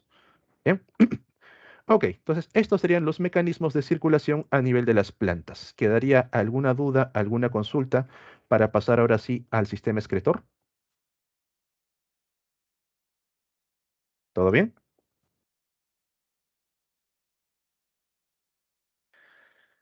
Ok, vamos entonces con la parte del sistema excretor. Bien. Así como nosotros liberamos los desechos producto del sistema digestivo, las células también necesitan liberar sus desechos y lo envían a torrente sanguíneo y luego el torrente sanguíneo tiene que ser purificado. Pero en el caso de que no haya un sistema circulatorio, las células van a tener que liberar de alguna forma las sustancias de desecho. Y ahí empezamos, por ejemplo, con los protozoos. Los protozoos son organismos dulceacuícolas, bien viven en ambientes de agua dulce, donde el agua dulce tiene poca concentración de sales. En cambio, ellos van a presentar mayor concentración de sales. En otras palabras, son más salados que el propio medio donde viven. Pregunta, ¿el agua entra o sale de su cuerpo debido a la diferencia de sales? ¿El agua entra o sale de su cuerpo? Entra, correcto. El agua siempre se dirige a donde hay más sales. El agua entra constantemente. Bien, el agua siempre se dirige a donde hay mayores sales disueltas. Entonces, este organismo está constantemente ganando agua. Esa agua en exceso lo va a aprovechar para poder liberar la sustancia de desecho y para ello emplea a una estructura que tiene forma de sol conocida como la vacuola contráctil. Si ustedes van a YouTube, buscan vacuola contráctil, van a ver, esta vacuola se llena por el exceso de agua, ahí se depositan los desechos y luego se contrae, liberando de esa manera los desechos al exterior. Se vuelve a llenar, otra vez acumula desechos y otra vez, bien, lo libera al exterior, bien, mediante procesos de difusión. A nivel de los protozoos vamos a tener vacuola contráctil. Luego de los protozoos vamos a pasar al grupo de los nidarios, o también conocidos como los celentéridos, bien las medusas, las hidras, las anémonas. Estos organismos, si bien recuerdan, presentan un cuerpo bastante sencillo. Tienen una cavidad interna y el resto está rodeado por, bueno, la parte externa.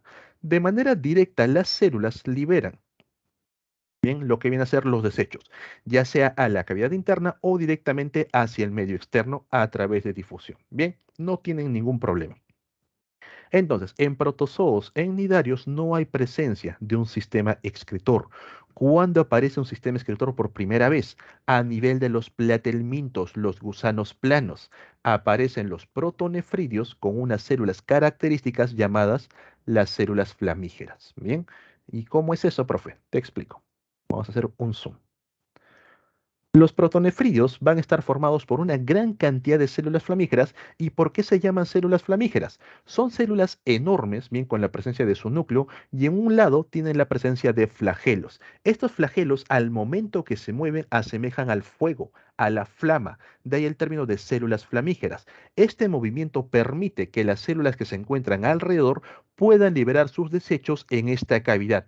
Y gracias a ese movimiento, los desechos van a salir a través de un poro excretor.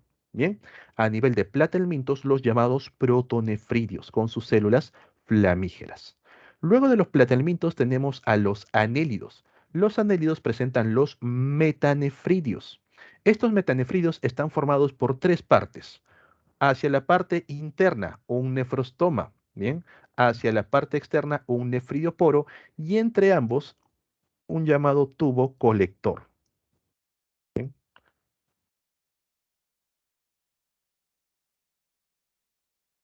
Ahí está. Ok. Hacemos un zoom. Vamos por aquí. Ahora, a nivel de los anélidos, en cada anillo vamos a encontrar dos metanefridios, uno hacia cada lado. Bien. ¿Cómo funciona un metanefridio? El nefrostoma es una especie de embudo que está hacia la parte interna. A través del nefrostoma va a ingresar el líquido del organismo, el líquido celómico. Ese líquido tiene presencia de sustancias de desecho y también de nutrientes. Entonces va ingresando constantemente el líquido celómico y como todavía hay nutrientes que puede aprovechar el organismo, bien vean que el tubo colector está rodeado de capilares. Los capilares reabsorben los nutrientes y únicamente quedan sustancias de desecho. Estas continúan su viaje hasta que finalmente salen a través de un nefridioporo. De esa manera trabajan los metanefridios, bien filtrando el líquido celómico. Ahora, aparte de que hay dos metanefridios por cada anillo, otra peculiaridad es que los metanefridios están conectados entre dos anillos. Profe, ¿cómo es eso? Te explico. Aquí vemos el anillo, viene de un anélido, aquí hay otro anillo, otro anillo, otro anillo y ya. Entonces, por aquí ubicamos hacia la parte interna un nefrostoma.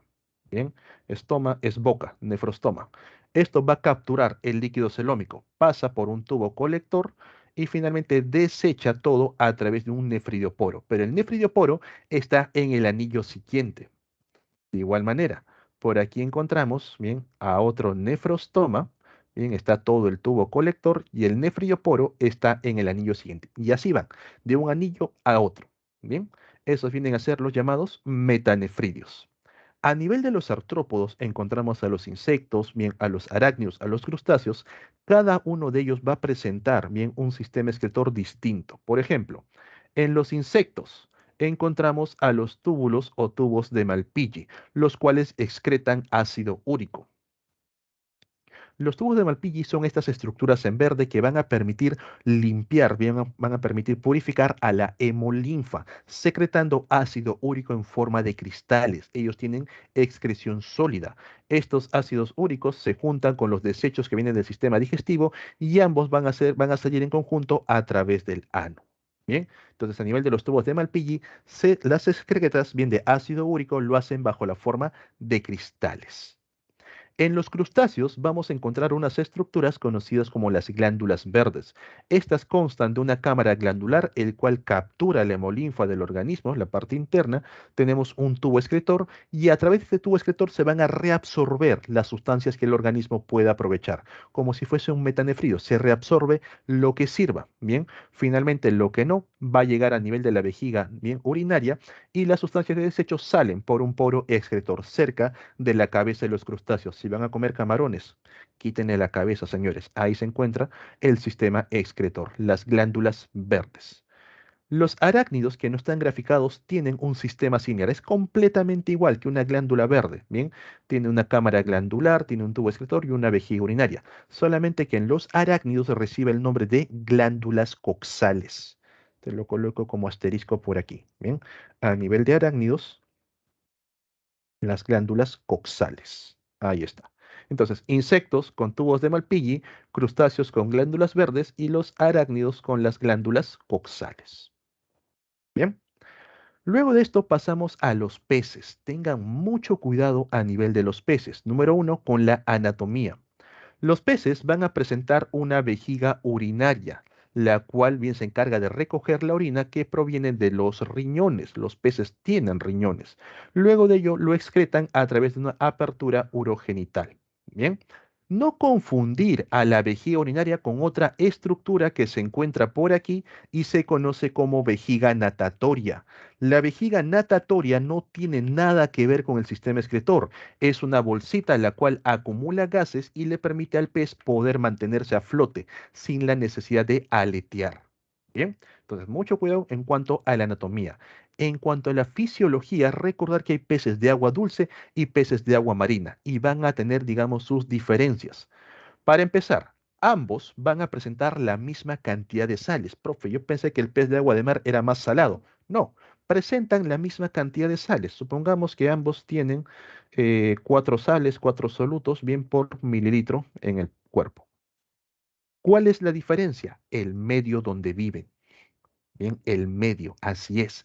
Los peces de agua dulce que viven en ambientes continentales o dulceacuícolas, ríos, lagos, lagunas, el medio tiene pocas sales, pongámosle que tiene 2. En cambio, los peces de agua marina viven en el mar, bien, donde va a haber una gran cantidad de sales. Le coloco que hay 9. Entonces, chicos, así es. Recuerda que hipertónico y hipotónico son palabras comparativas. Tienes que indicarme primero quién respecto a quién. Bien, este pez respecto al medio es hipertónico. El medio respecto al pez es hipotónico. Entonces, mucho cuidado por dónde va.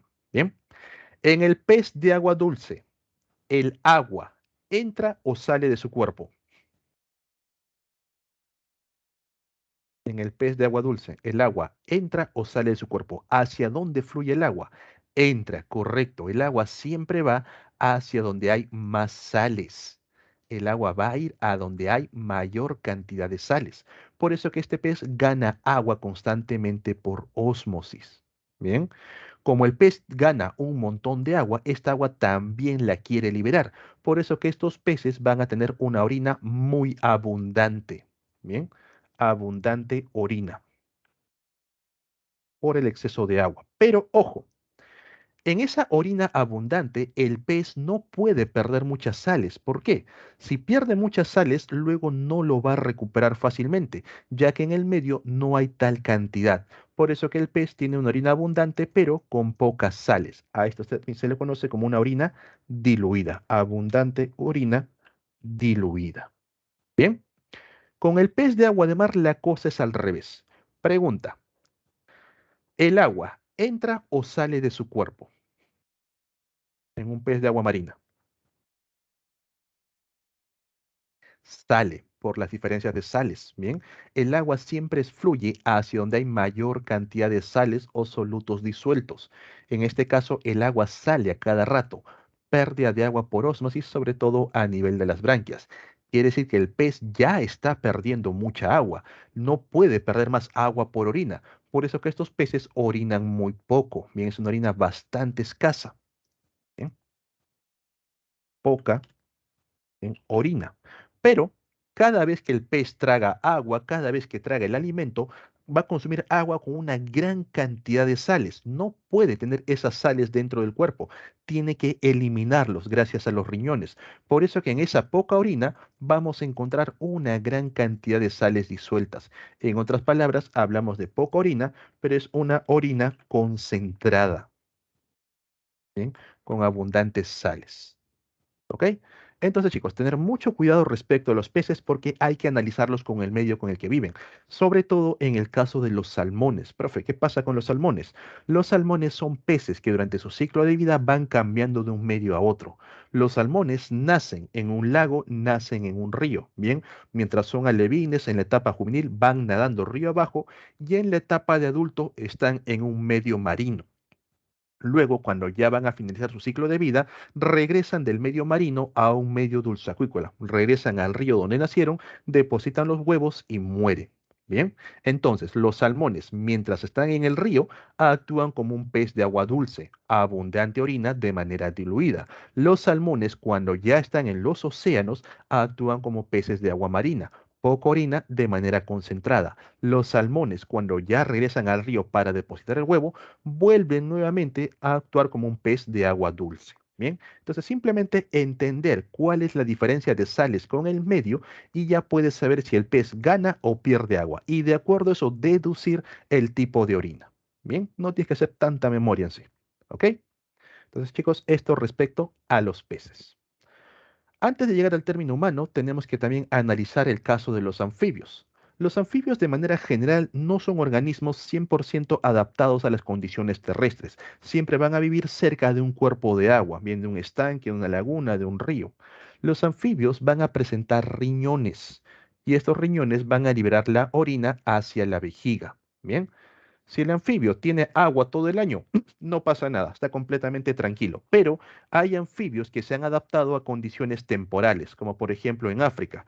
Hay temporadas de lluvia, hay temporadas secas. ¿Y qué ocurre en las temporadas secas?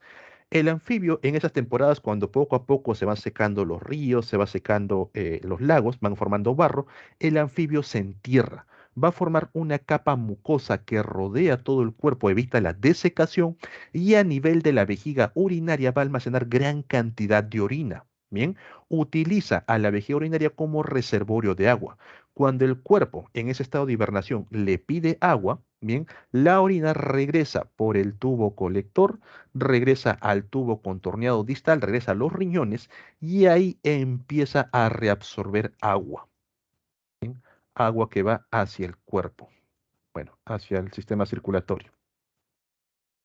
Luego la orina nuevamente regresa a la vejiga y es una orina más concentrada. Y así, cada vez que el cuerpo le pide mientras el anfibio está hibernando, va a regresar la orina de la vejiga urinaria a los riñones, se refiltra agua y nuevamente otra vez a la vejiga. Bien, poco a poco la orina se va haciendo cada vez más y más concentrada hasta que llegan las épocas húmedas, las épocas de lluvia y el anfibio nuevamente se activa en un proceso normal. Bien, esa es la peculiaridad que tienen los anfibios. Bien, chicos, finalmente llegamos al tema humano. Bien, a nivel de los humanos, la excreción permite regular bien los procesos osmóticos, permite la osmorregulación. Profe, es cierto que nosotros debemos tomar 8 vasos de agua al día.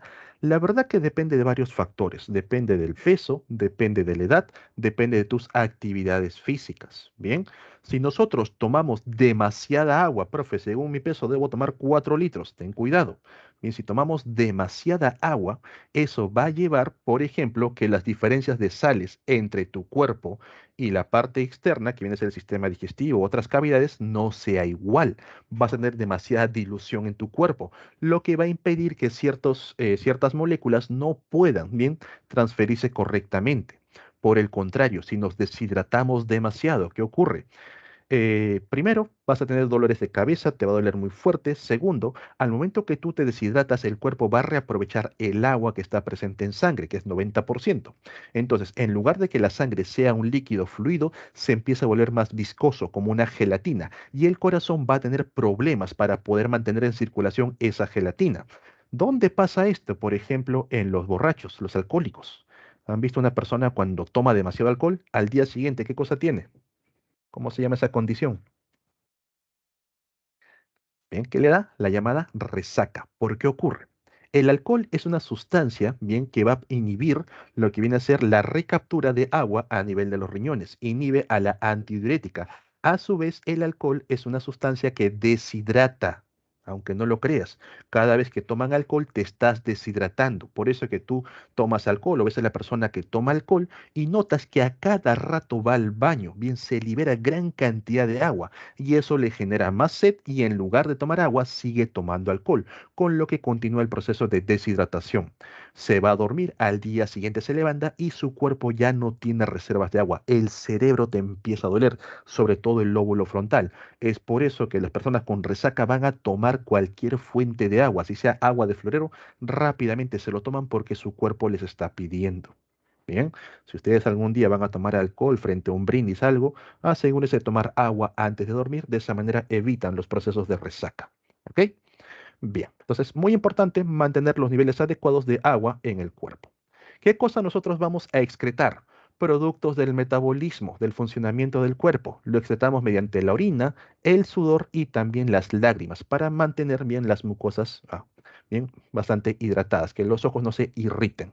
Tenga cuidado con el alcohol, porque si llegan a niveles extremos, se induce el coma etílico. Bien, se detiene. El flujo sanguíneo, básicamente te mueres. Así que no les recomiendo eso. Bien. A nivel de los seres humanos, nosotros contamos con un par de riñones, que son unas estructuras que presentan forma de lo que viene a ser forma de frijolito, y los ubicamos en la parte media de la espalda, en la parte de atrás. Bien. Lo normal es que una persona presente un par de riñones, pero hay un cierto porcentaje, créanme que es bastante común, hay personas que nacen con un solo riñón y jamás en su vida se dan cuenta. Ese único riñón ha permitido filtrar bien, las toxinas presentes en la sangre. También hay personas que a pesar de tener los dos riñones, solamente utilizan uno durante toda su vida y el otro básicamente está como nuevo. Bien, cuando observamos a un riñón y lo cortamos a la mitad, vamos a encontrar que se encuentra, bueno, vamos a encontrar diversas partes. Lo más superficial viene a ser la corteza, bien, también conocida como la parte córtica de corteza, la corteza renal. Debajo de la corteza encontramos la parte medular, la zona de la médula. En esta médula vamos a observar estructuras que tienen forma triangular, bien, tienen forma como si fuese una pirámide invertida. A estas estructuras se le conoce como las pirámides de Malpighi. Profe, otra vez Malpighi. Sí, Malpighi fue una persona, bien, que estudió bastante lo que vienen a ser los sistemas excretores. Tengan cuidado con el alcohol, chicos, porque aparte de dañarte los riñones, te dañan el hígado. Yo de por sí no lo recomiendo. Bien. A través de las pirámides de Malpighi se va a liberar la orina hacia las cálices que finalmente descienden por el uréter. El uréter llega a la vejiga y de la vejiga hacia afuera la uretra. Bien. No confundan uréter con uretra. Tengan mucho cuidado con ese cambio de palabras. Profe, ¿cómo me acuerdo? ¿Has visto las personas que llevan una bolsita de suero conectada por una vía a la vena? Eso es un catéter, ¿bien? Similar a lo que viene a ser el uréter, el riñón con la vejiga. Y de la vejiga hacia afuera recién la uretra. ¿Bien? Entonces, para que no te confundas, asimilas el uréter como si fuese un catéter. ¿Bien? Ok, entonces, la sangre va a llegar a los riñones, del corazón a los riñones, arteria renal. Entra por la arteria renal, se purifica a nivel de los riñones y regresa al corazón por la vena renal. Bien, entonces la sangre de la aorta llega a los riñones para que pueda ser filtrada y limpiada. ¿Qué cosa va a retirar? Los riñones eliminan toxinas, desechos metabólicos, exceso de iones en sangre y todo eso sale bajo la forma de orina. Bien, ok chicos, entonces analicemos más de cerca la estructura renal. Vamos por aquí. Entonces, por aquí encontramos al riñón, aquí está el uréter, bien parece como si fuese el catéter. Aquí encontramos a la vejiga y de la vejiga hacia afuera la uretra. Bien, lo voy a colocar de color rojo para no confundirlos. Riñón, uréter, la vejiga y la uretra. A nivel del riñón te dije que encontramos dos zonas, la zona medular, que lo voy a resaltar de azul, y la zona, bien, cortical, al revés, la corteza de azul, bien, y la médula de verde, para que concuerde con la diapositiva del inicio. ¿Por qué es muy importante diferenciar las zonas? Porque entre las dos zonas vamos a encontrar a los nefrones. Los nefrones son la unidad básica que vamos a tener en el riñón y son los encargados de filtrar la sangre y formar la orina. Los nefrones están formados por una serie de estructuras. Por ejemplo, a nivel de la corteza, en la zona cortical, ¿qué encontramos? Encontramos al glomérulo de Malpighi, a la cápsula de Bowman y a los tubos contorneados proximal y distal. A nivel de la médula, ¿qué vamos a encontrar? Encontramos el asa de Henle, que permite conectar el tubo contorneado proximal con el distal, y encontramos al tubo colector o conducto de Bellini. Bien, muy importante chicos saber qué estructura está en cada lado, porque en las preguntas te pueden colocar lo siguiente. Aparece una tumoración a nivel de corteza, ya sabes qué estructuras están dañadas. Aparecen cálculos renales a nivel de la médula, ya sabes qué estructuras están comprometidas. Bien, entonces en corteza, glomérulo, cápsula de Bowman y los tubos contorneados, en médula el asa de Henle y el tubo colector. El glomérulo es una especie de pelotita, la cual va a estar cubierta por una membrana conocida como la cápsula de Bowman. A estos dos en conjunto se les conoce como el corpúsculo de Malpighi.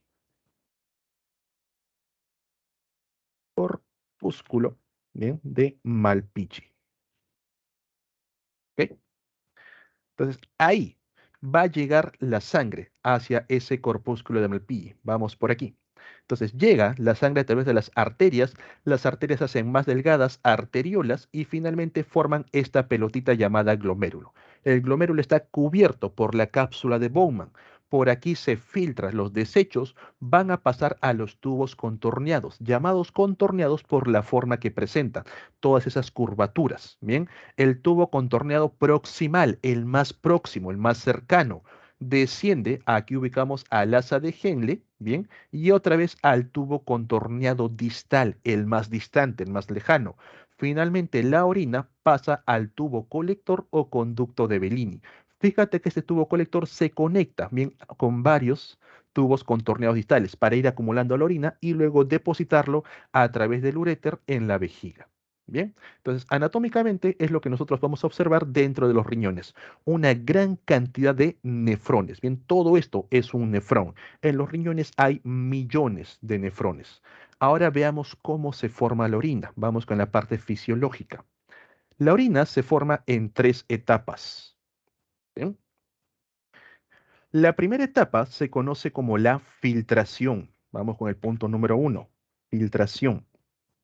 A nivel de lo que viene a ser el glomérulo, bien, aquí llegan las arteriolas, y la cápsula de Bowman. Esta cápsula de Bowman es una membrana delgada, está formada por tejido epitelial simple, una sola capa de células.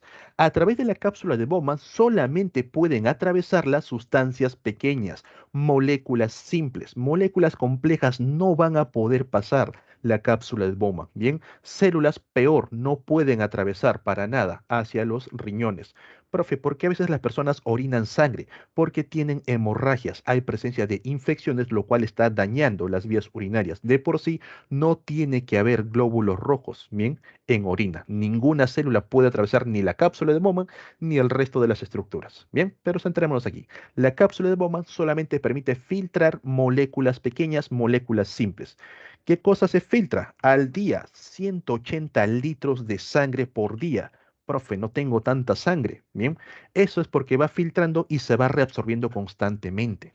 Bien, proteínas tampoco pasan. Principalmente pasa agua. Bien, no pasan proteínas, pero sí aminoácidos.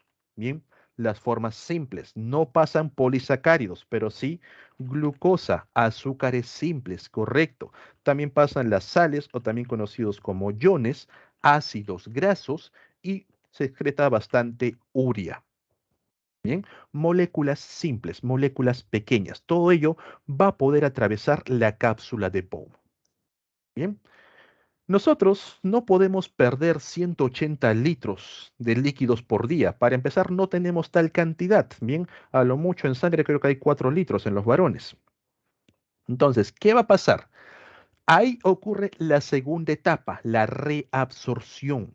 Tenemos que reabsorber, bien, la cantidad excesiva de agua que estamos perdiendo. En el proceso de reabsorción, las células sanguíneas no, son muy grandes. Bien, si a lo mucho pasa una glucosa, una célula sanguínea es un gigante a su costado, no van a pasar. Bien, ningún tipo de célula sanguínea, ni de defensa, ni nada. Bien, nosotros no podemos perder tanta agua, por lo cual se va a reabsorber el 99% de toda esa agua. Bien, ¿cómo? 80% se reabsorbe a nivel del tubo contorneado proximal, el que está más cercano. Profe, ¿dónde está? No lo veo. No lo han señalado. Está por aquí. Bien. El 80% se reabsorbe a nivel del tubo contorneado proximal. Acá. El otro 19% restante se reabsorbe a nivel del tubo contorneado distal. Bien, los tubos contorneados se encargan de la reabsorción de agua. Gracias a eso, nosotros formamos al día entre 1,5, bien, a 1,8 litros de orina por día. Bien, entonces ahí se da la reabsorción. Por último, las sustancias grandes que no pudieron atravesar la cápsula de Bowman, que continuaron su viaje por aquí, bien, ellos directamente tampoco se ve. Ellos directamente van a ser secretados. Bien, van a pasar directamente de las arteriolas hacia los tubos contorneados, hacia el tubo colector. Bien, van a pasar por ahí. A eso se le conoce como la secreción. Punto número 3, secreción. ¿Y qué cosa se va a secretar? Para empezar, vamos a liberar mayor cantidad de iones. ¿Qué tipo de iones? Iones potasio, Bien, iones hidrógeno. Los iones hidrógeno hacen que la orina sea básica o sea ácida. Si hay células sanguíneas, por supuesto, es un daño a nivel de los riñones. Los iones hidrógeno hacen que tu orina sea ácida, correcto. Bien, también con ellos iones amonio. Un producto de desecho del metabolismo de las células, la llamada creatinina. Bien, sobre todo del corazón. Tengan mucho cuidado de confundir la creatinina con la creatina, que es otro compuesto. Eso se lo dan en los gimnasios, bien, para ganar músculos. La creatinina, desecho metabólico de las células. Junto con ellos, también mayor cantidad de urea en el caso también de las que personas cuando emplean las hormonas, bien, por ejemplo, produciste adrenalina. Poco a poco se va bajando los niveles porque las hormonas también se secretan para que sea excretado por los riñones. Estás consumiendo fármacos, bien, tomaste tu pastilla. Los riñones poco a poco lo van eliminando, por eso que cada 8 horas, cada 12 horas tienes que volver a tomar una nueva pastilla para mantener la concentración contra las bacterias, contra la infección. Bien, entonces todo esto va a ir por secreción directamente hacia los tubos contorneados, hacia el tubo colector. Finalmente, el resto ya se excreta. Ahora, a nivel de los nefrones también van a actuar hormonas. Bien, chicos, unos minutos para terminar. Por ejemplo, en los tubos contorneados, bien, va a actuar la hormona aldosterona. ¿Qué permite la aldosterona? Que el cuerpo gane, bien, va a ser un intercambio. El cuerpo va a ganar iones sodio y también iones bicarbonato. Bien. A cambio, el cuerpo pierde, o sea, que es lo que entra y lo que sale, cambiamos sodio por potasio. H2, agua, no, perdón, estoy leyendo tu comentario. Cambiamos sodio por potasio, bicarbonato por hidrógenos, con lo cual acidificamos más la orina. ¿Bien? Ahora, cuando ustedes, por ejemplo, han ido al cine, han estado comiendo su canchita, rápidamente se acabaron la gaseosa en el intro, llega un momento en que de tanto comer cancha, de tanto líquido que han tomado, llega un punto en que tienes sed, pero también tienes ganas de ir al baño. Y tu cuerpo simplemente hace matemáticas. Necesito agua. Tengo agua en la vejiga. ¿Qué hago? Lo reenvío a los riñones para que el agua pueda ser reabsorbida. Ahí va, atentos. Entonces, el cerebro, bueno, a nivel del hipotálamo, se libera la hormona antidiurética. Esta hormona, bien, conocida como la ADH, antidiurética hormona, bien, o también llamada la vasopresina. ¿Qué hace la antidiurética? Permite que el agua que está presente en la vejiga regrese a los riñones y a nivel de los tubos colectores, a nivel del tubo contorneado distal, se reabsorba agua en que el cuerpo está necesitando.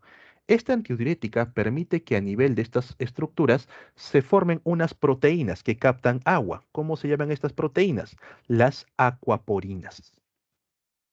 Bien, entonces, si eres una persona que comúnmente no tomas mucha agua, los niveles de antidiurética van a ser muy altos, produciendo gran cantidad de acuaporinas, con lo cual se reabsorbe gran cantidad de agua de la orina. Esto hace que algunos minerales se empiecen a precipitar y estés formando cálculos. Por el contrario, si es una persona que toma demasiada agua, bien tiene demasiada agua en el cuerpo, no se produce antidiurética correctamente y a cada rato va a ir eliminando lo cual hace que también los riñones vayan desgastándose, vayan, digamos, teniendo malas funciones. Mantener, chicos, entonces los niveles adecuados de agua. Luego de todo esto, ya se formó la orina, desciende por el tubo colector hacia la vejiga y ahí ocurre el proceso de excreción. Bien, bien, chicos, hasta aquí sería la clase por el día de hoy. Muy agradecido con todos ustedes por su participación. Esto fijo te van a preguntar, formación de la orina. Bien, te viene sí o sí. Entonces, muy atentos con esta partecita. Bien. En pantalla voy a colocarles las claves correspondientes a esta semana, bien como todas las semanas. De igual manera se los copio en la barra de chat. Bien, cuídense bastante, chicos. Se borró, creo. Ah, no, ahí está. Cuídense bastante, chicos. Bien, estudien un montón. Nos vemos la siguiente semana. Bien, hasta la próxima, chicos. Chao, chao. Muchas gracias, señor tutor, por los minutos extra. Bien.